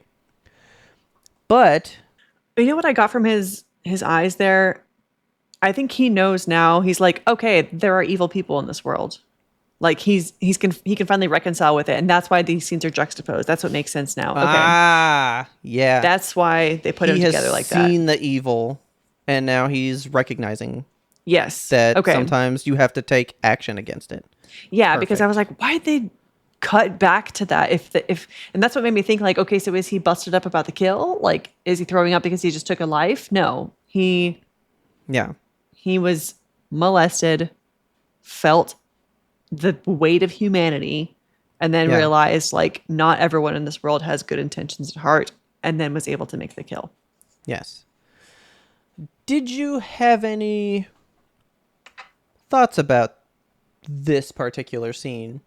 Perhaps why there was a hesitation to kill Jean? Yeah, I don't know what to read into that. Like, she definitely hesitated, but we don't know her. We don't, but I got a big read. Okay. I don't know this. I think that's his sister. You think that's Armin's sister? No, I think that's Jean's sister. That's why he couldn't kill her. She slowly gets up and she can't kill him. I think that's his fucking sister, and he just watched his sister get shot. Does he have a sister? Or is this just like your personal I don't know headcanon? That's what I'm thinking, because they do look quite a bit alike. Let's have a look at them again. Like, I don't know. Like, I guess it could just be because that girl is part of Kenny's group. Yeah. She has no hesitation in her. There is no need for her to feel any remorse to kill this fucking kid that's in her way. They just murked Nifa and all these other people. Not Nifa. Why would she stop at him, right? Yeah. And I think you see it later. Dude, that reads to me like they know each other. Look at her face. She is so in anguish and she cannot make this decision. And he is so busted. Look at Jean right here. Like, he is so horrified by this. And watch this. When he thinks about it, like, he's really pained by this. And then he thinks of that moment. Look at her. Look at She's her got eyes. the hair. That's his eyes. Open your fucking eyes. Open your eyes, John. Show your hazel. Yeah. Yeah. They got the same eyes. They do have the same eyes. This is in my mind fucking weird thing to notice, man. all I fucking read, because I was like, why would this person be that upset? And why is this such a big deal that she hesitated? Because they ask, why did she hesitate? And like, nobody seems to know, but he is so perturbed by it And why would they show us like that scene again where he's looking at her and the anguish that she feels looking back at him? I really immediately read, that's family. They are fucking related. They definitely highlight the eyes here because the whole thing is kind of sepia tone, but the eyes are very like gold green. Yeah. That is definitely family. That is someone in his family, and he did scout shit, and she's working with this fucking mercenary gang, and they happen to cross paths. Okay. I 100% believe that.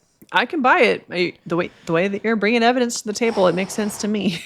I'm just saying, man, like, this was too big. Like, why are we focused on this so much? Yeah. And we know this show doesn't like to just tell us stuff. This show is so breadcrumby. Like, that's got to be family in some capacity. It'll definitely I think circle that's his back. sister. I don't think this moment is over. They have the same eyebrows. That's family. See, look, why was I the one who shot first? And then he thinks about it, and then he was about to say something, and then he gets cut off. Yeah. Like, Levi now speaks, so he... I mean, Does Levi know? Why would you also go, hey, Armin, that was my fucking sister? You know what I mean? Armin feels bad that he killed his first person, and then you go, that's my baby sister, bro. You know what I mean? You don't do that. Right. Yeah, he would never tell Armin if that was the case. Yeah, like, this is going to come up later, for sure. And now there comes the guilt of, like, well, if I had just done my job, regardless of the fact that was my sister. I don't know. I wrote that, like, all caps. Was like, is that his fucking sister? I didn't know if you were gonna come into that with me. But so that was a hard line. I loved that Armin was like, I don't know how to like reconcile with what I've done. And then he's like, well, you got blood on your hands. Yeah. And now that you have blood on your hands, it's easier to do it time and time again. Yep. And because you got blood on your hands, the blood of your friends was spared. And it's like working in Armin's mind. I think, like you said, based off that other scene now, like he's really reconciling with there is evil. And this goes back to his whole, like, you have to let go of your humanity to save it thing. Yeah. Yeah. Ugh. Like, he's really working on it. Like, see, Armin's maybe top 3 for me, though. He's a really good character. Armin's good. I like him. This is so much was going on there. But yeah, because you pulled the trigger, your ally is spared. Like, you did good. Yeah. He comes to peace. And so now they're talking all about, like I was saying, now that humans are the enemy, we've been, like, told we are humanity. We're all one. Mm-hmm. He's like, I'm having a hard time thinking about the idea of fighting other people. Like, that's just not what we know. And Levi doesn't have much to say to him in the way of, like, consoling. He's just like, yeah, man, I don't fucking know either. Like, I don't know what's right. I don't know what's wrong. I don't know who's on the good side or the bad side. Like, I just kill what I'm going to be killed. He even says, I don't even know if we're right. I just know that I'm on our side. Yeah. And that's the crux of it, isn't it? Like, that's the fucking crux of it. That's what war is. Like, the soldiers don't know what's right or wrong. They just know that their lives are on the line. It's not their job to think about, like, should we be invading Poland? Like, it's in the command is what it is. The show's been... We're halfway through this one, and it's already so rich with shit. You know what I mean? Okay. So Levi's like, all right, I'm done mending you guys' emotional scars. I gotta go check out this guy that had kidnapped. I gotta go torture someone. Yeah, Jean and Armin, and let's see what the fuck he had going on here. So it turns out this is Mr. Block the Hole Mr. so that no one Moneybags. can leave. And his name is Reeves. He owns the Reeves Company. Yes, which is going to be very important, I feel, because they said Reeves and Reeves Company about 100 times. Why did I write this note? I wrote, oh yeah, we do have questions. Did they say that at some point? Why did I write that? You know, I have no idea. I feel like this was a lore dump that I didn't grasp. Basically, he owns this company, and he is so after Trost with the big boulder, and he was like plugging up the wall. Everybody was starving out there, and his company came back to Trost and is what helped keep people fed, keep people in jobs. Like, yeah, he's kind of a dick, but like his company ensures that people have work, people have food, people have purpose. Like, he's kind of a piece of shit, but his company does technically do good. Okay. So they were kind of just like talking about the ins and outs of all that kind of stuff. I did write that down. That was really good. I think Armin says that. Oh, Armin says this later. This line was so fucking good. I think it was Armin. Or is it Ervin? But somebody says this, and I wrote it down because it was just so good. They just said, they are just in another group, and for that we'll take their lives. Yeah. I don't remember who said that. I think it was Irvin. Because, like, they were talking about, like, what's good and bad and all that stuff. Maybe it was just at the end of what Armin was saying there. Was it Maybe Levi? not. Somebody said it, and I was like, that is a fucking line right there, man. No, it's definitely after, because I said, okay, Levi's working with the Reeves company. So it's got to be Ervin then. So right after this is when I wrote, oh yeah, we do have questions. Okay, so is this about the conversation then? Okay, yeah, so Hanji's reading the note that who wrote the note for her? Was it Aaron it was did, Aaron. saying, hey, this is Emir and Berthold's conversation, and I just remembered this. Yeah.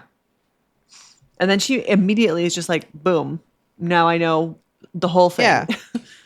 So that's I kind of know this now, because fucking spoilers happen, but like, why? I didn't get that from that conversation at all, but apparently No. a conversation that you and I have heard to Hanji means they want to abduct Aaron to eat him.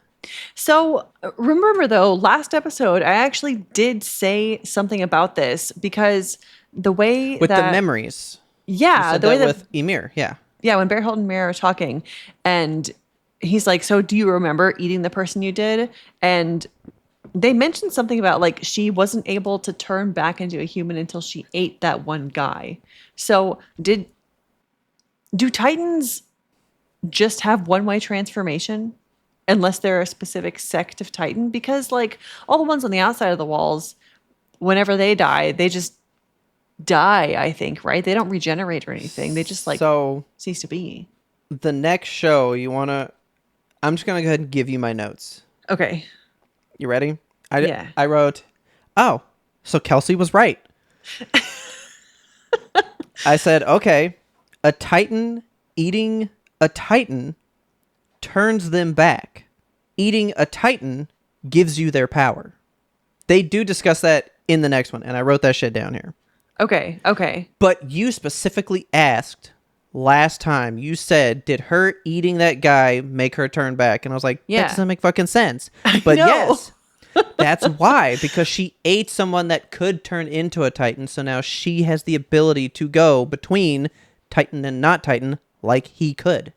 But that's so weird to me. Like, I guess, so Emira's whole thing, she became a Titan because she got like stabbed in the back and thrown over the wall. And then her body was like, Titan time, baby. And she was just a Titan for 60 years, running around like feral ghoul outside. Yes. And then she just happened upon a guy. I don't think she knew what she was doing when she ate him. No, it's literal happenstance coincidence. And then just from eating him, now she has the ability to transform back into human. Yes. So the rest of the people that they kicked off the wall, because they did transform, are those just the Titans that are wandering out there in the freelands? Yeah. And because they're eating normal people, they're not really gaining powers. Like, they would have to eat a Titan to gain that Titan's powers. Yeah. And we know Annie, Reina, and Berthold were Titans, I guess, along with the Marcel guy, right? Uh-huh. Because all four of them were coming here for the mission to find Aaron. So she just happened to eat this one, but maybe what other power does he have? Yeah. Because now we know Aaron has the coordinate which makes me believe that's why she's saying they want to eat him, because if they can eat him, they would get Aaron's coordinate power. Yeah, that's exactly it. Like that's definitely what the aim is and why he was kidnapped. Yeah. And that's why they were like, well, if he doesn't have it, then our mission's not done. Because I guess they were going to kidnap him, take him back to wherever the fuck they're from. Someone was going to eat him. Maybe the monkey guy. Maybe Probably. blonde hair guy. Maybe old guy. blonde hair guy wants coordinate power, so he's trying to find it, and he wants to eat him. So they don't give a shit about Aaron. They don't care that they're kidnapping Aaron. He's not the mark. The coordinate is the mark. His power is the mark, yes. That's so interesting. Aaron's just who... Like, that's the thing. The show really isn't even about what we think it's about. It's just, well, this is where the cards are fucking falling, and we're just doing what we're doing. Like, yeah, all the motives still don't fucking make sense because we don't know this shit yet. Yeah. You know what I mean? But anyway. Okay. So, yeah, she's like, we're going to eat him. So, see, it happened. So it wasn't Armin or someone. It was probably Levi somewhere. But that line just hit so good. They were in another group, and for that, we'll take their lives. That's fucking war, just like we were saying. Mm-hmm. You just happen to be wearing a different color than me, so you got to die now. You know? And then I thought that was so great. So they kidnap these two guys, the guys that killed Pastor Nick. Yes. And they're going to torture him the way that they tortured Pastor Nick. And... Oh, no, it is Armin right here. It is Armin. I knew it because only he's smart enough to drop a fucking bar like that, dude. Here he goes. Because he said, like, because we're killing people. Oh, yeah, right here. Our last enemy wanted to eat us.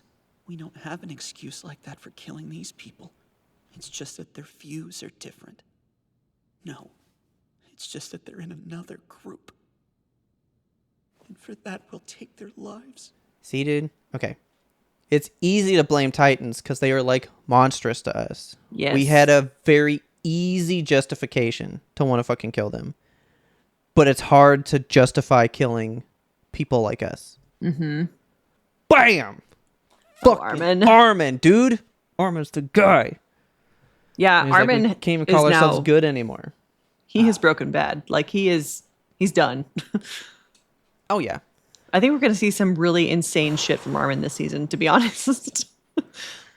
Well, remember, we're saying he's living through to the end, so he's bound to go nuts. Yeah, I mean, he has to rise above it. The war is going to be won on his back, I feel.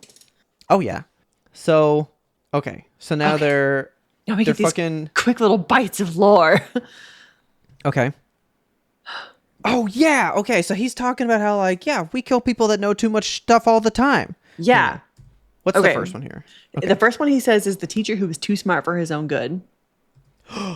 And we know exactly who that is. So, Because of the next episode. But look at the teacher. Like, look at him for a minute. Look at him. Who is that? That's Ervin's dad. Yes. Is he also blonde glasses man? No. You don't think so? No. I'm totally on the train of this. Like, I don't know if they like. I will say, here's what I've noticed. Everybody's got fucking round glasses. They really in this do. show. So I'm like, you got to give me different shapes so I know who these people are. I know. I guess he's not like. I need some as crescent platinum moons. blonde. I need some key-free glasses. Like, Yes. mix it up. Mix it up.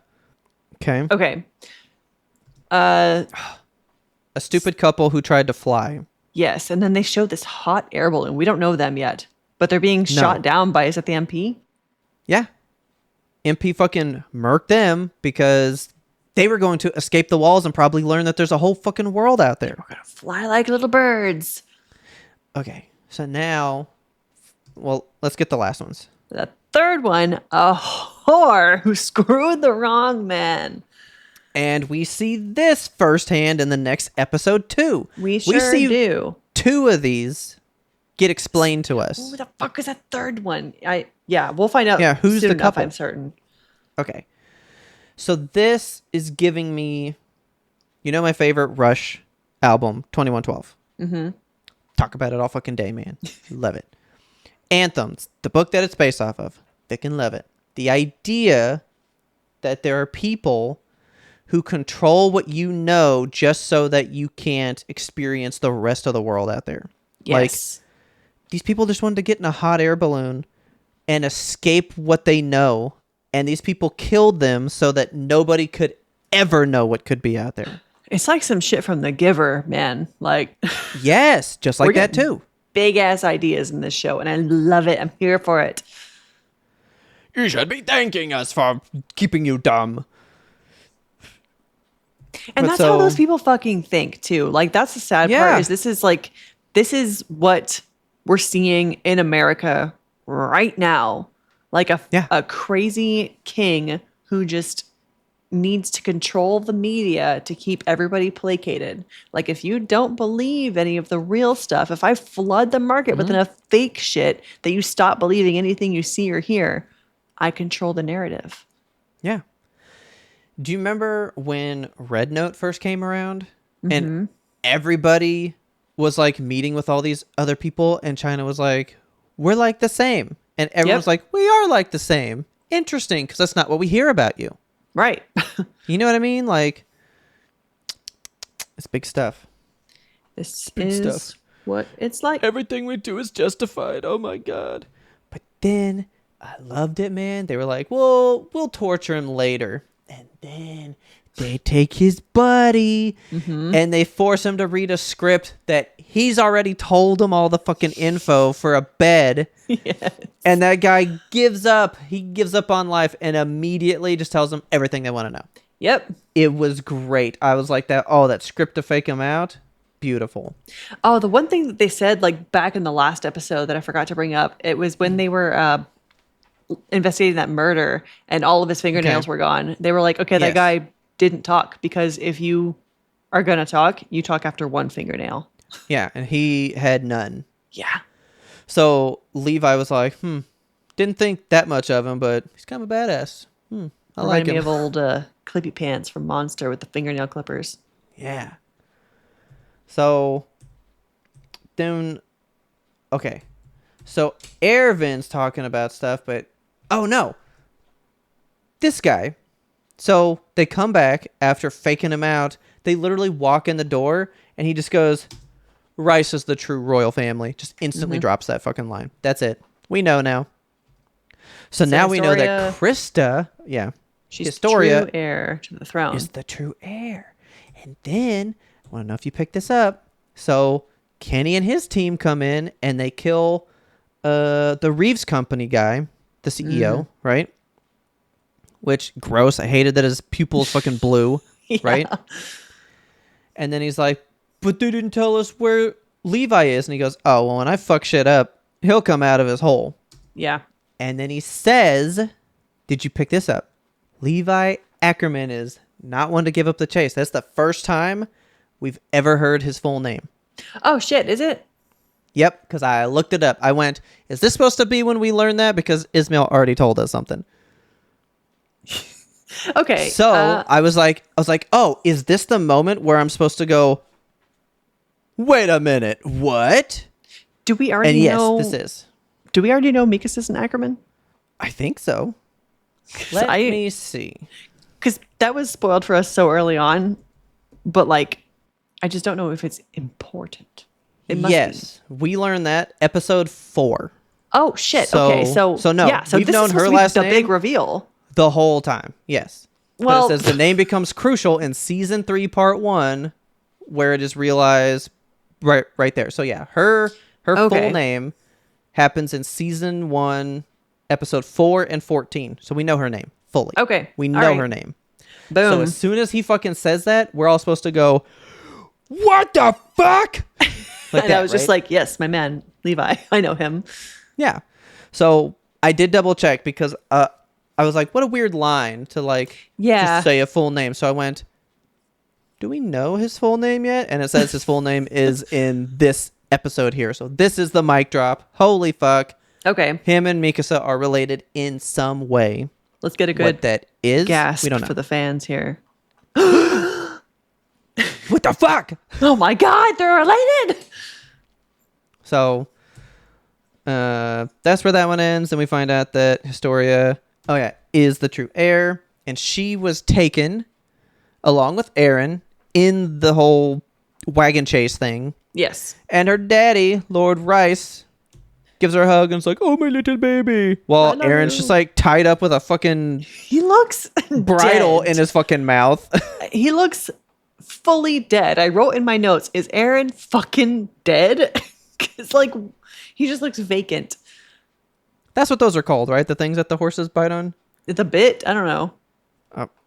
Is it just Bridle? a bit? I thought it was a bridle. The bit and the bridle. It's all the same. Horse bridle. Yep, that's the thing. Okay, cool. Okay, there you go. And the bit, yeah, okay. So there you go. I was like, damn, they just got this thing, and like they're having like a heartfelt like, "Oh, my daughter," and he's just like back there tied up, all fucked up. Just hog-tied and sad. Okay, I'm pretty sure we talked about that episode longer than the episode. Oh, for sure. But that was a good episode, though. Like, that was one of my favorite ones ever. It was a good one. We have been talking about Attack on Titan for almost 2 hours, and we haven't even... I know. We're getting there. There's so much meat. There is, and that's why we're limiting to 3 a week. I feel like that's do more. too much at this point. Like, it's too many things. We have to crank it out, though, because it perfectly lines up. It gets it done. I'm not waiting years for this to end again. No. We're cranking it out. By August, we're done. We're halfway there. Okay, so this is episode 40. It's called Old Story. Okay, so we basically get Historia's backstory. I just wrote down 2 notes. History. Do you want to go fully into everything that happens? We don't have to go into everything, but like just a quick recap of it. So Krista basically had a super sad childhood. Her mom never hugged her. Yep. There were a couple lines that her mom said that were just like I wrote really hard. Nope. I wrote them down. You ready? Okay, yeah. If only I wasn't a coward, I could have killed it. These are the first words my mom ever said to me. Then, if only you'd never been born. These are the last words my mother ever said to me. Yep. That's the 2 notes I wrote. That pretty much explains that whole backstory. Yeah, pretty much. So we know that like after Walmaria fell, Krista met her dad, Rod Rice, and he was the lord of the land that she grew up on. Yep. I could have killed it. And then she's all happy. Mama spoke to me. Mama said words. And so then she left for like 5 years. He comes back with his mom or with her mom to like take her away. But then Kenny shows up and is all like, "Bruh, you got a bastard child. We can't be having that. We know you're like the heir to the throne and we're keeping that shit under wraps, remember? So how about we solve all this?" Mm-hmm. And then he kills the mom so brutally. Really brutally. Fucking slices her throat. Right in front of Krista, like 2 feet from her face. If only you'd never been born, I could. And then just slice. So then they're going to kill her. And then he's like, "Actually, I don't know who this girl is. So if that's the case, can we let her live and send her somewhere?" And they're like, "Yeah, we can work with that. That's fine. Okay." So then they send her away to the cadet corps and shit. Mm-hmm. Look at this poor guy. Aaron is so sad.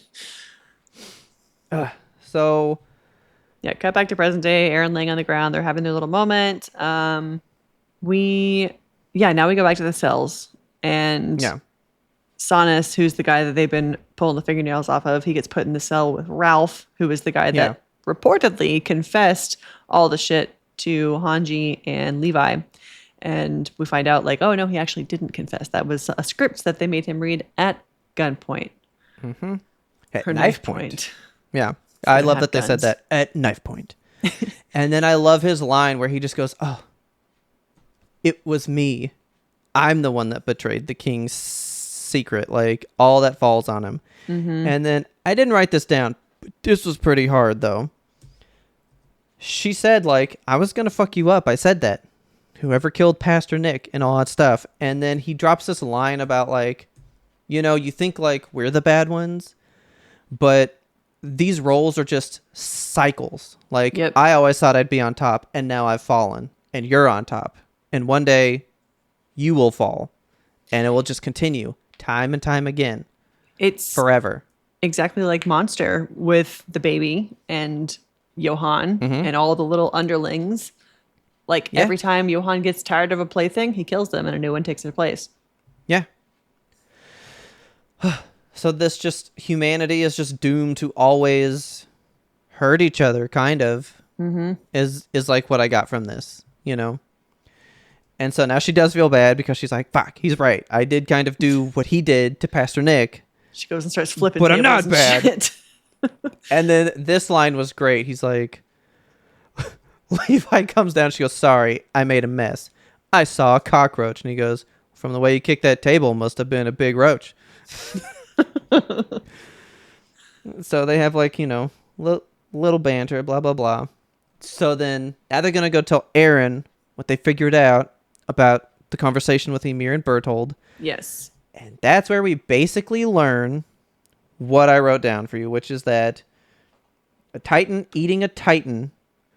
Well, technically, it's just because she got his power. So it's not that a Titan eating a Titan turns them back into a human. It's just that, well, it would, because a person that knows how to turn, that's their power. Like, they know that. Right. So, but then eating a Titan. So then they theorize that eating a Titan, you'll get the power of the one they ate. So they're like, that's why they want to eat you. Because they want that newfound thing that you got. How did Aaron happen into the coordinate? We don't know. Because remember, he did the fucking burst monologue scream shit about not changing. And then he stood up and he was throwing punches at that fucking Titan that ate his mom. And all the other ones just came to him. And that lightning flashed in all of them and stuff. Like, it just awoke in him.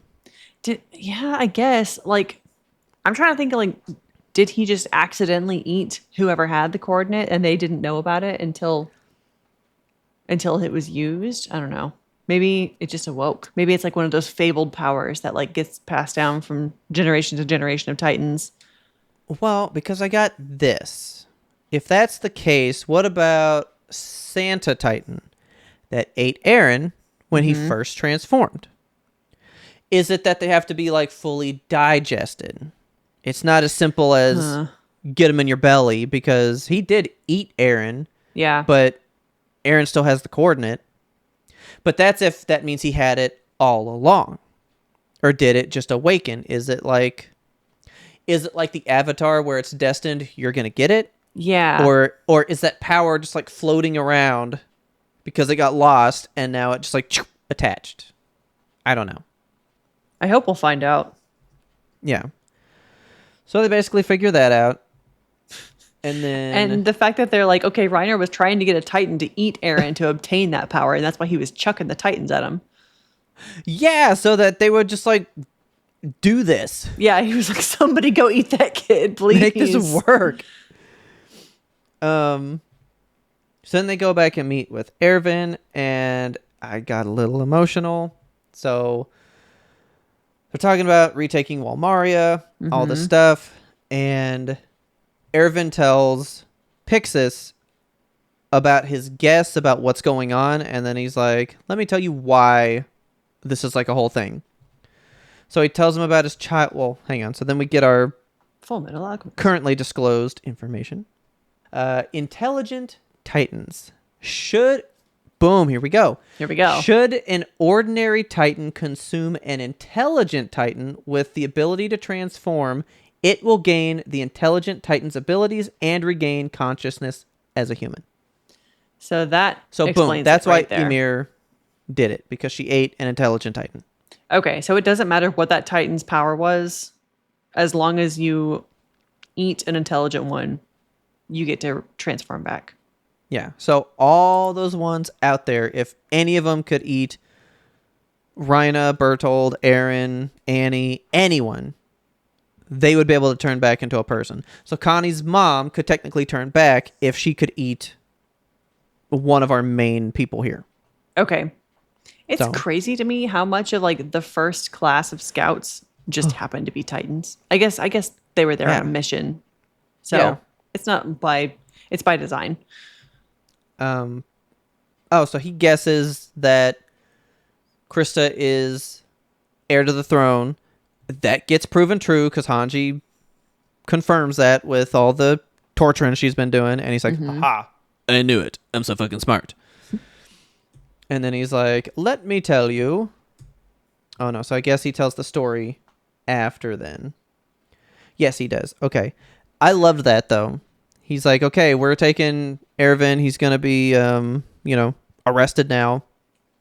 And he goes, someone's going to need to be the face of the scouts. So, Hanji, I'm giving it over to you. You're the leader now.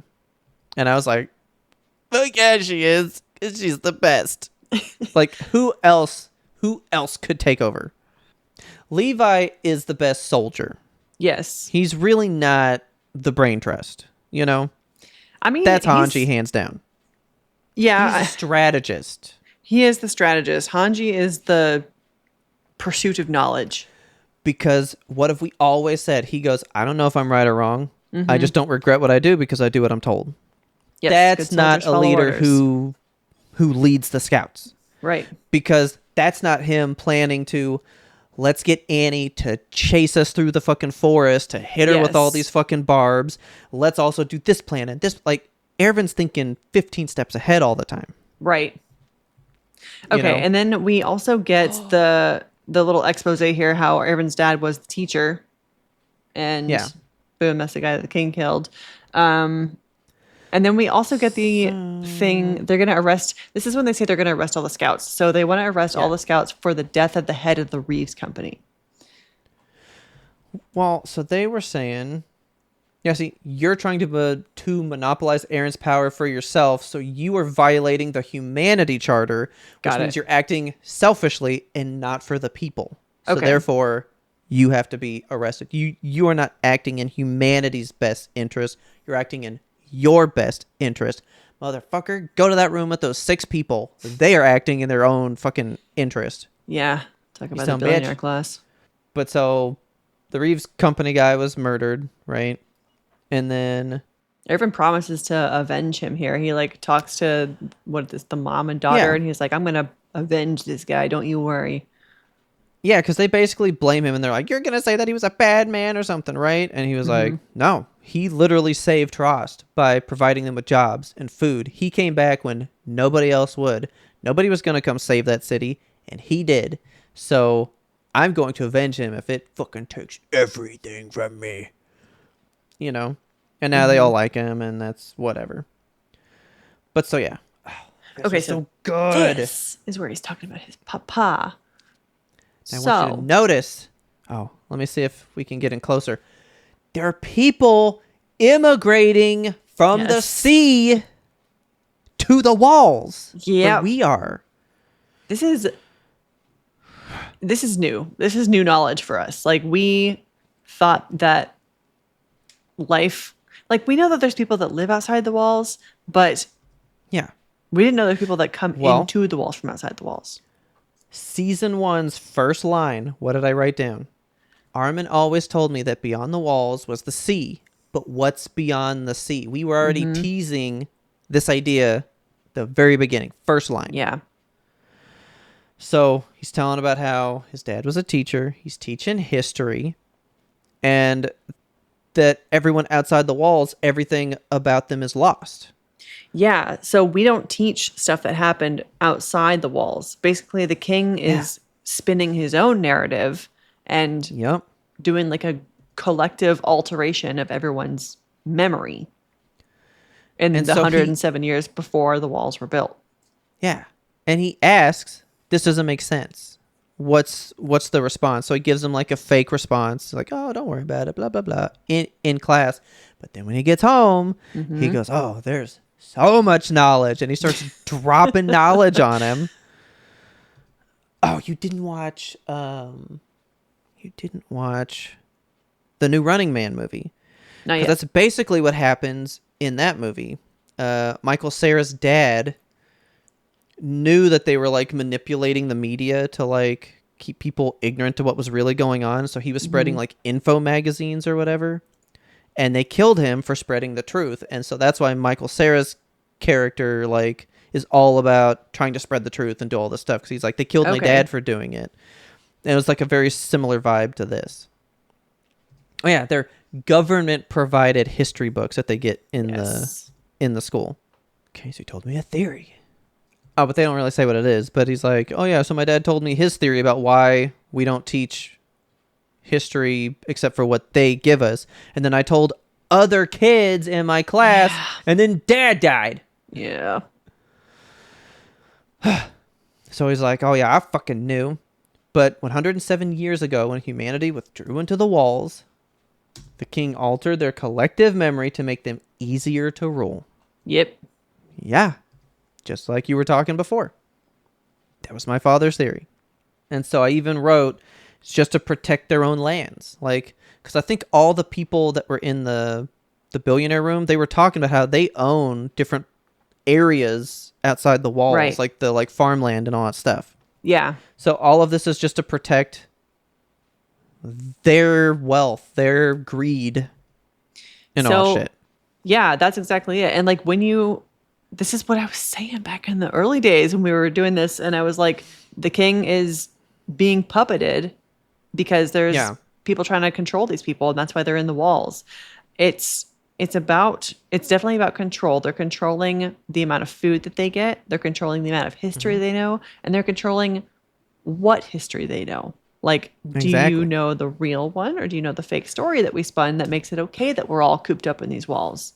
Do you remember that real story that I told you when someone that I worked with's daughter was in school and she read the Diary of Anne Frank? Yeah. And they got mad at her for not reading the school-appointed book.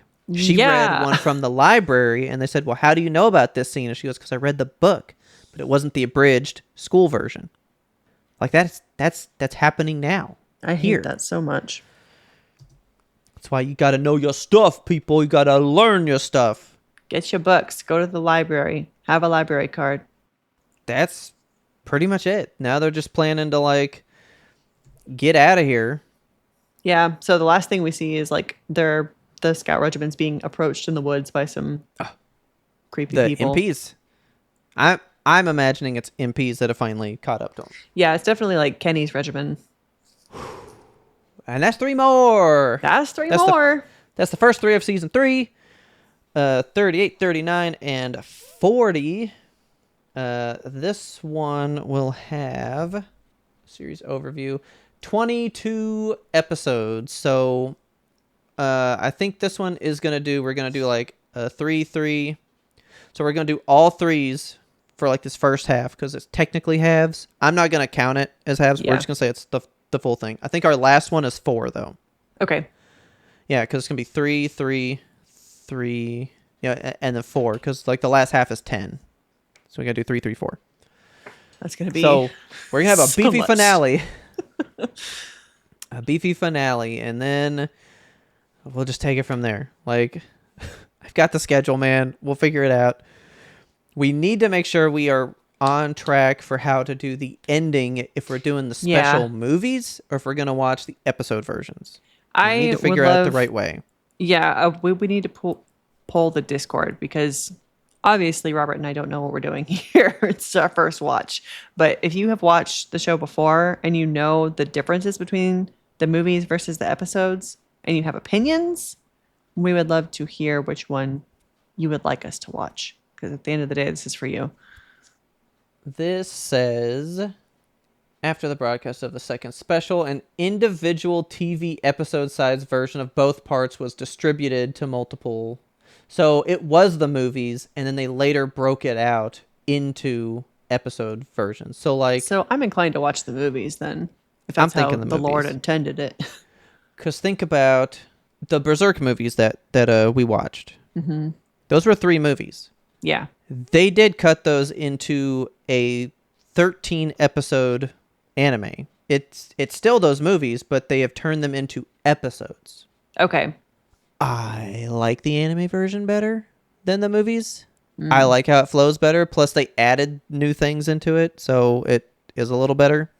But, like, every year I rewatch the 13-episode anime. I don't rewatch the movies. Okay. It's kind of nicer. Feels shorter. Take breaks, you know. It's not so much. Yeah.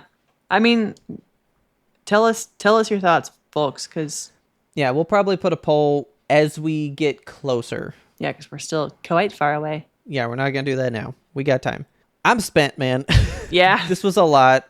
The action sequences, too dope. The show's great. It's blowing my mind. Still, these three were fantastic. Not a lull in the bunch. I hope it stays this way. Yeah. And we are only 16 episodes away from the cellar. Yay! So with that, are you ready to get out of here? Let's get our ODM gear on and shoot our way through the city. Let's do it. If you love this episode, please tell a friend. Word of mouth is the best way we can get the good YMBToAP into brand new wares. We release weekly every single Monday. And we are here talking about Attack on Mondays every fucking Monday. Bruh. Didn't think Attack on Monday was going to be like the best part of Mondays. It's I so know. good, man. It's so good. It's so much. I really thought I would just be like, yeah, this is good. Attack on Monday is a thing. Tell all your friends. If you got people that haven't watched the show, they can kind of watch it along with us. Hear our reactions. They can theorize with us, or if they've already seen it and just want to watch two people guess completely wrong every single week, and that's fun for them, tell them to listen in. It is a great time. If you want to talk to us, you can catch us over at the Discord. Link to that's in the show notes. Just click it, hop in, and talk to us about all kinds of stuff. I want to know what you guys watch when you're in the interim of a show that just like has captivated you so completely. Like, we are so into Attack on Titan that we're trying to find something else as we are slowly stretching this out till August. And nothing's doing it. Like, I just think about Attack on Titan pretty much all the time. It's great. So I want to know what you guys watch, or what one of your favorite shows is that has you feeling the way we feel about Attack on Titan right now. I desperately want to know. And I definitely want you guys to come in and talk to us about Attack on Titan. Please tell us what you think about our theories. Maybe we're changing your view on certain things. I would love you to might know know that. something, but like, did we change how you see a setup was getting played out early on? You're like, oh, I didn't think that they were setting that up then. Like, I just thought we revealed this here. You know, I want to know you guys' insights as to what's going on. So please come on in, talk to us, because we love you guys so much, and we want to know all of your thoughts all of the time. Our theme song is The Grim Reaper Blows the Horn by Faraz. Check him out on YouTube. And as always, thank you so much for listening, and tune in next time to get the answer to that burning question. Do we even care what's in the cellar anymore?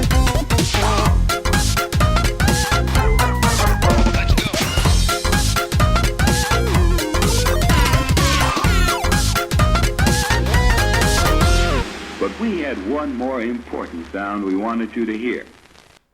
I'm slathered in icy hot. I'm wet and cold and icy and hot. Spicy food for lunch. You have icy hot in the tummy. I do. So I took a acid pill thing. See, I'm just hot all over. All over. Inside, outside. I've learned that when your tummy is upset, so like when you take antacids, Okay. it's anti-acid. So it's like basic. This is based on no research whatsoever. This is my personal thoughts and feelings. This is your chemistry knowledge from high school at Yes. work, right? Yes. Okay, perfect. Okay. So sometimes when your tummy hurt, I feel like it's because there's too much food in there and not enough Okay. acid to get the food out. So what Okay. I've been doing I don't like that. So what I've been doing. just drink some acid. Don't do that. I drink Okay. like an acidic beverage, like It's an like orange orange juice. juice. Yes. Okay. Or just, seltzer. It's a little acidic. And I feel that that helps more Does it than help? antacids. Does it help though? I think it does. I will Not research medical this advice. later. No, I will be researching this later. Tummy hurt. Add more hurt. Make go away. Okay. I'll give it a shot. I mean, that's what Alka-Seltzer is, right? Acid? Because it makes the fizzy like seltzer and shit. So But it's like, isn't it like sodium bicarbonate, like baking soda? I don't fucking know. The hell's an This Alka-Seltzer? It scares Alka me. is alkaline, which is the opposite of acid. Alka-Seltzer. It says it's got aspirin in it, actually. Fascinating. Aspirin, sodium bicarbonate, There you go. and citric acid. So a little bit of everything. But citric acid, it says, is an antacid. That doesn't make sense. No. You It can't is an call acid. an acid. You can't call something anti-acid when it is in fact acid. But that runs into the whole flammable and inflammable Yeah. debate. You know what I mean? Yeah. It's Are they the same? inflammable. It flames in. But Like no. when nuts are no, no. shelled, does that mean they have the shell or you have taken them out of the shell? Exactly. See? It's tricky stuff. You only hear that on YMBToAP.